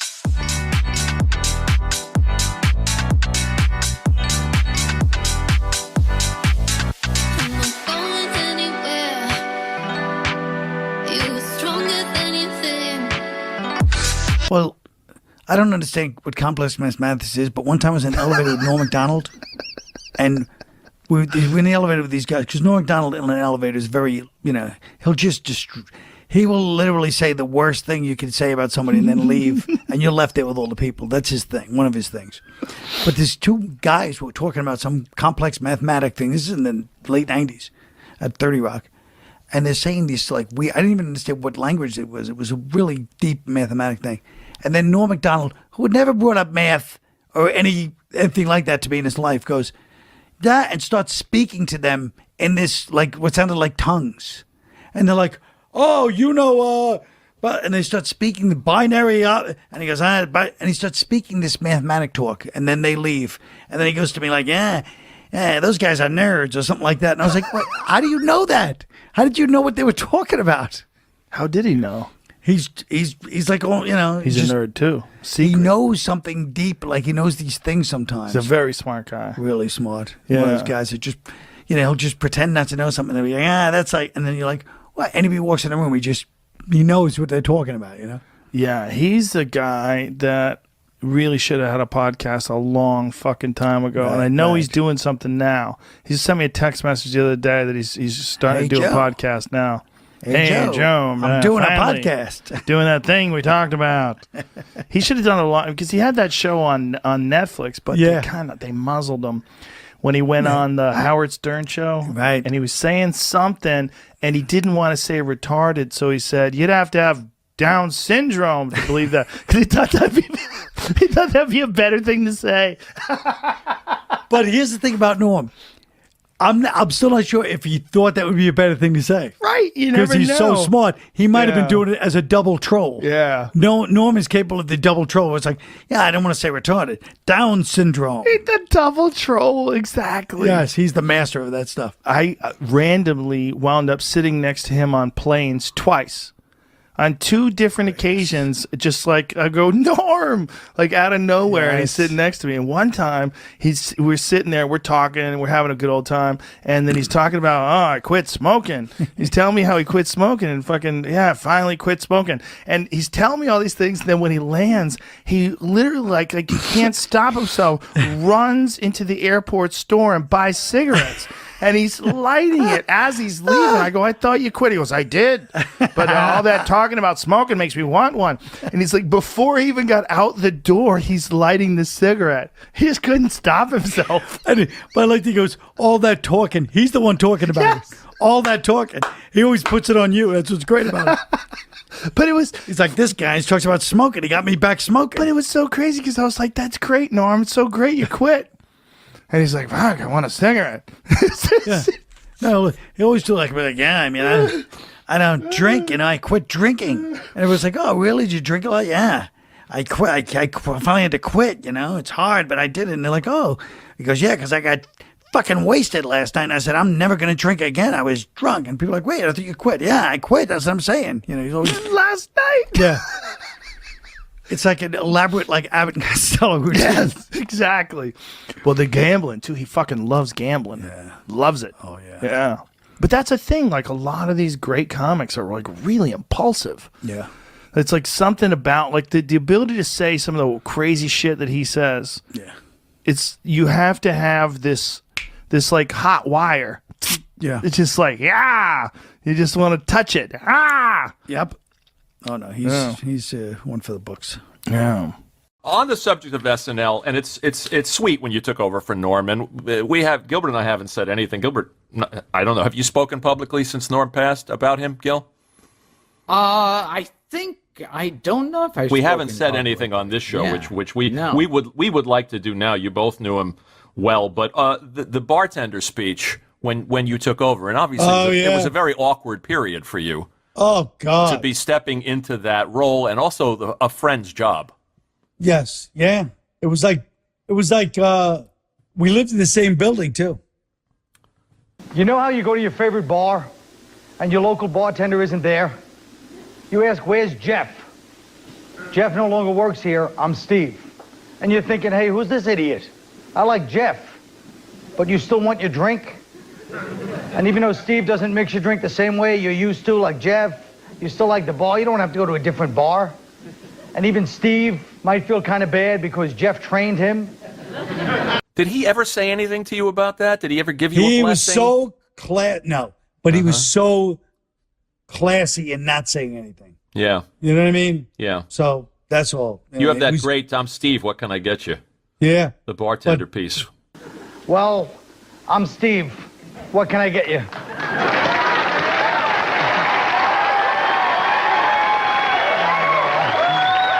But I wish it would have stayed the way it was. But, you know, it is what it is. But yeah, Norm is, he's so funny. He was so distinctively funny. You know? Nobody liked him, really. No, he had his own thing. You know what I mean? He was just very, well, like Gilbert. I mean, they just have their own, they march to their own drummer, even in a business where everybody marches to their own drummer. They both have that, you know, idiosyncratic thing where it just be like, this is how I am, and that's it. And it's great. But, you know, you have to tune to their frequency. You know, it's not like you can just, you know. You know what's funny about that first update you did? Here's Norm being fired, as we all know, by Don Ohlmeyer, right? Because of cutting too close to the bone with the OJ jokes. When in fact he was doing a public service by telling those OJ jokes. And I'm watching you do your first update. There's an OJ joke. It's like the third joke. Yeah. In the February issue of Esquire magazine, O.J. Simpson said that if I had killed Nicole, it would have been because I loved her very much. And then he said, and if I had killed Ron Goldman, it would have been because he accidentally witnessed me loving Nicole very much. Somebody should buy this guy a John Gray book, all right? You shook his hand once? OJ? Getting out of a car? Well, Or he was getting out of a limo? He was getting out of a limo middle of the afternoon. And I have no psychic energy. I've never had those kinds of things, you know. But for whatever reason, this was in an afternoon. He's getting out of a limo with a girl. It's spring break. It's packed with people. It's Florida. And they're like, hey, do you want to meet OJ? I go, yeah, OJ, he's greatest running back of all time. You know, great, charming movie star. I shake his hand. He shakes my hand. And he's not even looking at me. He's looking past me. And he shakes my hand. And I felt like a joke of like evil. I swear to God. It's like the Dead Zone. That's what it was like. That's what it was like. And I was like, that was weird, OJ. I love OJ. Well, that was weird energy, you know. Wow. So you picked up on something. I feel like I did, you know. It's, of course, in retrospect, but I remember telling people at the time, so. I was also fond of, going back to your SNL bits, Colin Quinn explains the New York Times. Yeah, that was a good one. And the St. Pat's editorial and Joe Blow. You look like you were having fun, and the best stuff is you and Norm together. That's right. That's right. There's obviously an affection that comes across on the screen. Yes, yeah, and that was the early days of it. It was great. I'm sorry we never managed to get him here. We tried, and for whatever reason, he was as elusive as you. He's more elusive. He's like, he was. I love to do it. I'd love to. You're like, oh, good. How about next week? Yes. What day? And you're like, okay. Yeah. He's like, all right, call him and we'll set it up. Next week is perfect because I'm doing this. And you're like, hey, how's it doing? Years later, what happened? What? I thought I was going to come on your show. What happened? It's like, oh, Jesus, Norm. Well, like you say, march to his own drum. Yeah. On the subject of SNL, and it's sweet when you took over for Norm, and Gilbert and I haven't said anything. Gilbert, I don't know. Have you spoken publicly since Norm passed about him, Gil? I think I don't know if we haven't said anything on this show, which we would like to do now. You both knew him well, but the bartender speech when you took over, and obviously it was a very awkward period for you. Oh God! To be stepping into that role, and also a friend's job. Yes, yeah. It was like we lived in the same building too. You know how you go to your favorite bar and your local bartender isn't there? You ask, where's Jeff? Jeff no longer works here. I'm Steve. And you're thinking, hey, who's this idiot? I like Jeff. But you still want your drink? And even though Steve doesn't mix your drink the same way you're used to, like Jeff, you still like the bar. You don't have to go to a different bar. And even Steve might feel kind of bad because Jeff trained him. Did he ever say anything to you about that? Did he ever give you a blessing? He was so he was so classy in not saying anything. Yeah. You know what I mean? Yeah. So that's all. You have that great I'm Steve, what can I get you? Yeah. The bartender piece. Well, I'm Steve. What can I get you?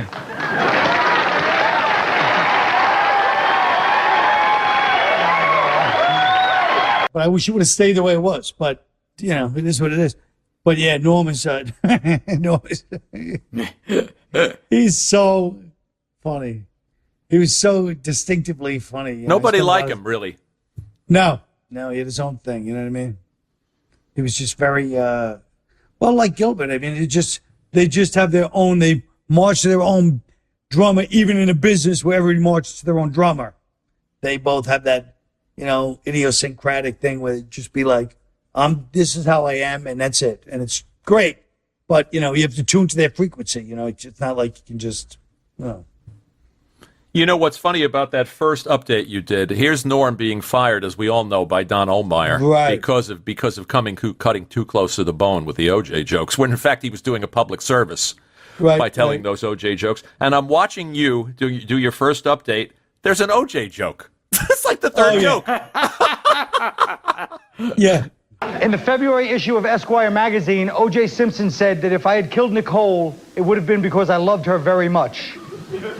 And then he said, and if I had killed Ron Goldman, it would have been because he accidentally witnessed me loving Nicole very much. Somebody should buy this guy a John Gray book, all right? You shook his hand once? OJ? Getting out of a car? Well, he was getting out of a limo? He was getting out of a limo middle of the afternoon, and I have no psychic energy. I've never had those kinds of things, you know. But for whatever reason, this was in an afternoon. He's getting out of a limo with a girl. It's spring break. It's packed with people. It's Florida. And they're like, hey, do you want to meet OJ? I go, yeah, OJ, he's the greatest running back of all time. You know, great, charming movie star. I shake his hand. He shakes my hand. And he's not even looking at me. He's looking past me. And he shakes my hand. And I felt like a jolt of, like, evil. I swear to God. It's like the Dead Zone. That's what it was like. That's what it was like. And I was like, that was weird, OJ. I love OJ. Well, that was weird energy, you know. Wow. So you picked up on something. I feel like I did, you know. It's, of course, in retrospect. But I remember telling people at the time, so. I was also fond of, going back to your SNL bits, Colin Quinn explains the New York Times. Yeah, that was a good one. And the St. Pat's editorial and Joe Blow. You look like you were having fun, and the best stuff is you and Norm together. That's right. That's right. There's obviously an affection that comes across on the screen. Yes, yeah. And that was the early days of it. It was great. I'm sorry we never managed to get him here. We tried, and for whatever reason, he was as elusive as you. He's more elusive. He's like, he was. I love to do it. I'd love to.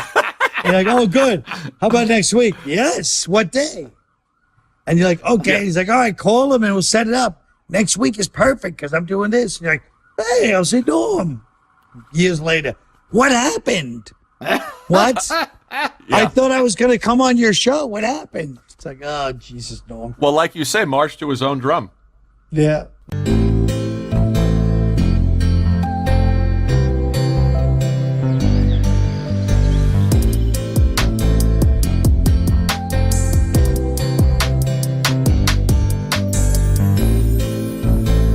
Oh, I remember meeting OJ at a party years ago, and it turns out he was a fan.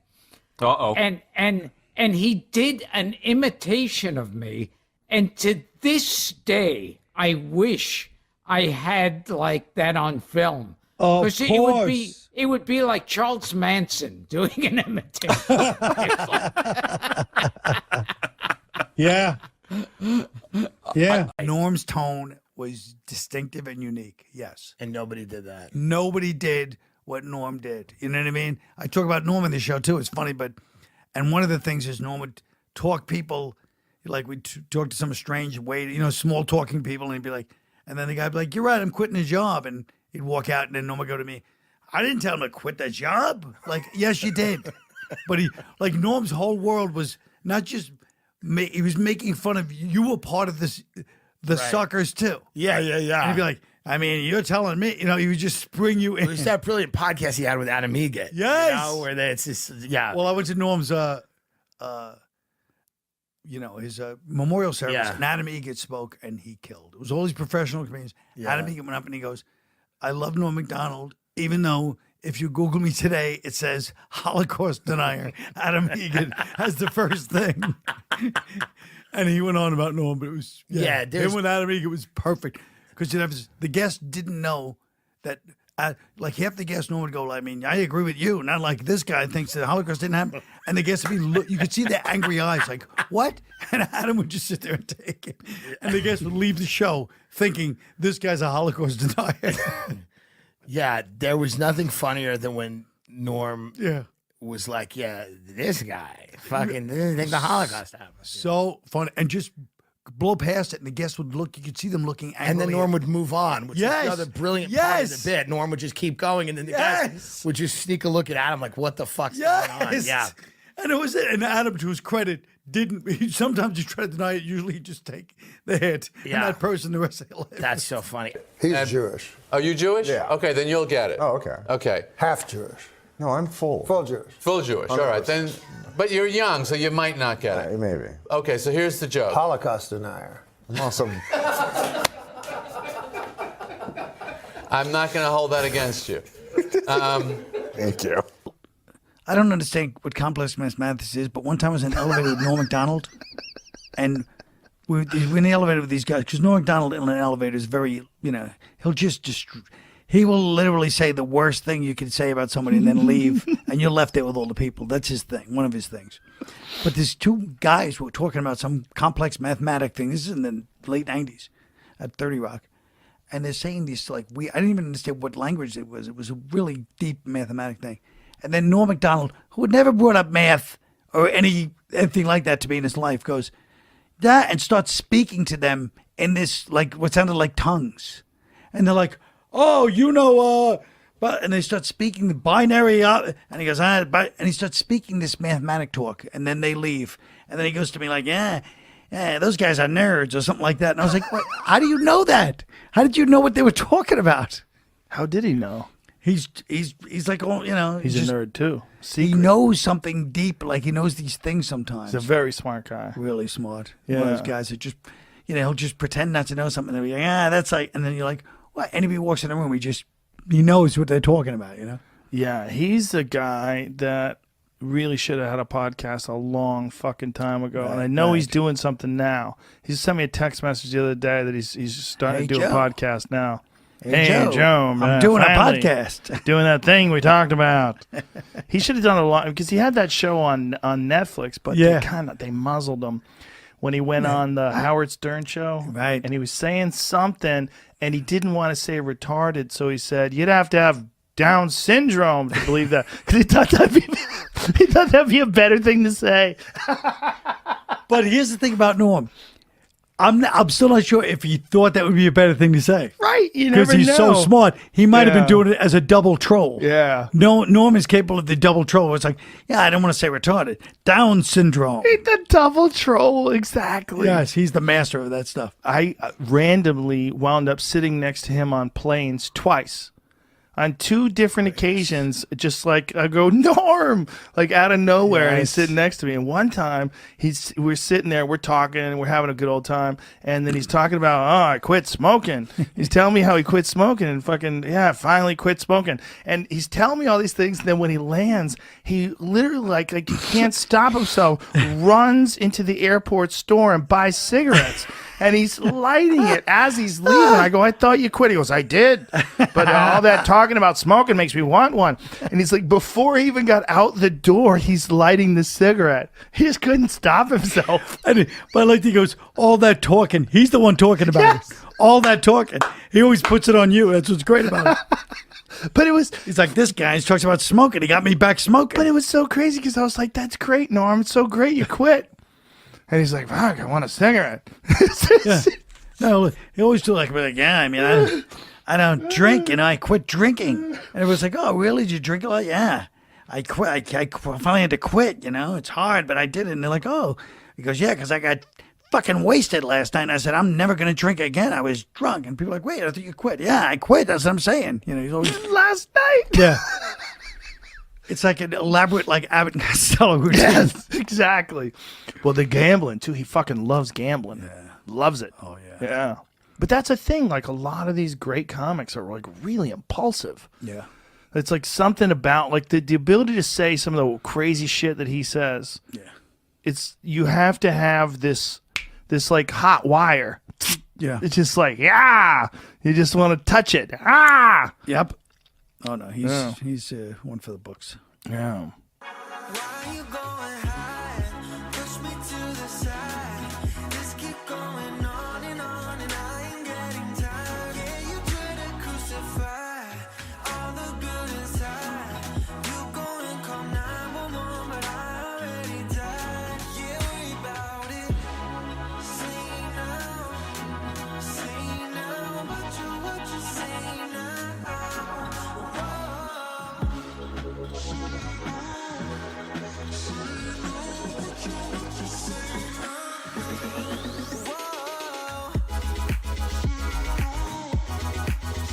On the subject of SNL, and it's sweet when you took over for Norm, and Gilbert and I haven't said anything. Gilbert, I don't know. Have you spoken publicly since Norm passed about him, Gil? I don't know if We haven't said anything on this show, Yeah. which we would like to do now. You both knew him well, but the bartender speech when you took over, and obviously it was a very awkward period for you. Oh God! To be stepping into that role, and also a friend's job. Yes, yeah. It was like we lived in the same building too. You know how you go to your favorite bar and your local bartender isn't there? You ask, where's Jeff? Jeff no longer works here. I'm Steve. And you're thinking, hey, who's this idiot? I like Jeff. But you still want your drink? And even though Steve doesn't mix your drink the same way you're used to, like Jeff, you still like the bar. You don't have to go to a different bar. And even Steve might feel kind of bad because Jeff trained him. Did he ever say anything to you about that? Did he ever give you a He blessing? was so he was so classy in not saying anything. Yeah. You know what I mean? Yeah. So that's all. You have that great I'm Steve, what can I get you? Yeah. The bartender piece. Well, I'm Steve. What can I get you?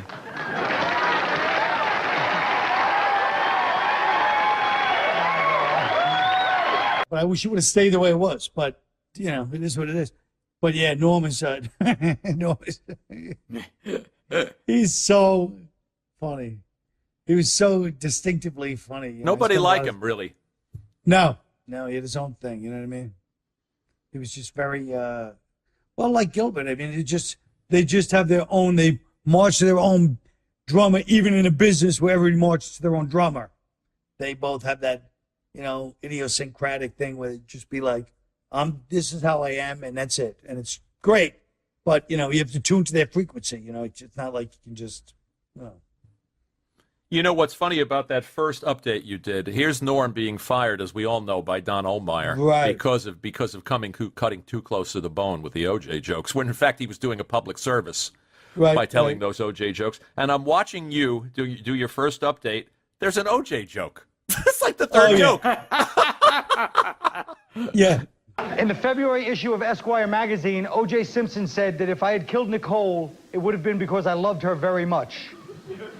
And then he said, and if I had killed Ron Goldman, it would have been because he accidentally witnessed me loving Nicole very much. Somebody should buy this guy a John Gray book, all right? You shook his hand once, OJ? Getting out of a car? Well, he was getting out of a limo? He was getting out of a limo middle of the afternoon. And I have no psychic energy. I've never had those kinds of things, you know. But for whatever reason, this was in an afternoon. He's getting out of a limo with a girl. It's spring break. It's packed with people. It's Florida. And they're like, hey, do you want to meet OJ? I go, yeah, OJ. He's the greatest running back of all time. You know, great, charming movie star. I shake his hand. He shakes my hand. And he's not even looking at me. He's looking past me. And he shakes my hand. And I felt like a jolt of, like, evil. I swear to God. It's like the Dead Zone. That's what it was like. That's what it was like. And I was like, I go, that was weird, OJ. I love OJ. Well, that was weird energy, you know. Wow. So you picked up on something. I feel like I did, you know. It's, of course, in retrospect, but I remember telling people at the time, so. I was also fond of, going back to your SNL bits, Colin Quinn explains the New York Times. Yeah, that was a good one. And the St. Pat's editorial and Joe Blow. You look like you were having fun, and the best stuff is you and Norm together. That's right. That's You know, right. There's And obviously an affection that comes across on the screen. yes, yeah, and that was the early days of it. It was great. I'm sorry we never managed to get him here. We tried, and for Yeah. whatever reason, he was as elusive as you. He's more elusive. He's like, He was. I love to do it. I'd love to. You're like, oh, good. How about next week? Yes. What day? And you're like, okay. Yeah. He's like, all right, call him and we'll set it up. Next week is perfect because I'm doing this. And you're like, hey, I'll say Norm. Years later, what happened? What? I thought I was going to come on your show. What happened? It's like, oh, Jesus, Norm. Well, like you say, march to his own drum. Yeah. My phone. But I'll tell you, man, you got, especially when elections are around, you got to have a lot of, and you're a comedian, they expect you to know things nowadays. You know what I mean? It didn't used to be like that. Like during the Vietnam War, they wouldn't go, wonder what Red Skeleton thinks on this. But nowadays, like I've heard, they go, a comedian is the modern day philosopher, you know? Which, first of all, it always makes me feel sad for the actual modern day philosophers who exist, you know. They're working, trying to come up with their philosophy, you know, and they go, God damn, you ever hear of this nightclub comic? He's doing some very good work on tautologism, or what the hell you say. I hate fake humility. The idea of like somebody being good for the cause or the resistance or whatever. First of all, that's meaningless.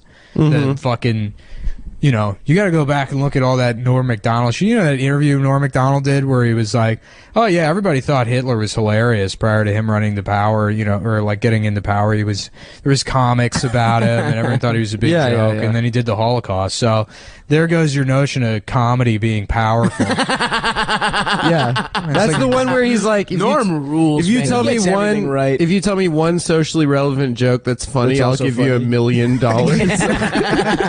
Norm fucking rocks. If they're like, what about all this identity-based comedy, like Aziz and Amy Schumer? He's like, yeah, everyone expects comedians to be modern-day philosophers, which I think is really insulting to modern-day philosophers. People go to school, study philosophy. He's like, you're not a philosopher because you try to fuck waitresses.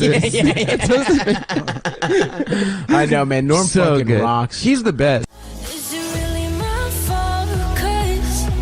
You try to hit me with your pity till I can't trust, but I still push on. Got me changing my ways, trying to fit poison my. There was a thing I read about Woody Allen, and he went on the stage, and a lot of the people did much better than him, and he was upset, and his manager said, no, it's what you leave on the stage. That was his remark upon Woody Allen. And so I always thought, well, a guy like Andrew Dice Clay would destroy, you know, and have me hitting the wall, as you say, but then afterwards, maybe you'd feel a little queasy. Whereas you kill, and then you leave something nice on the stage. You know, it's one thing to make people laugh, it's another to make people smile. Wow.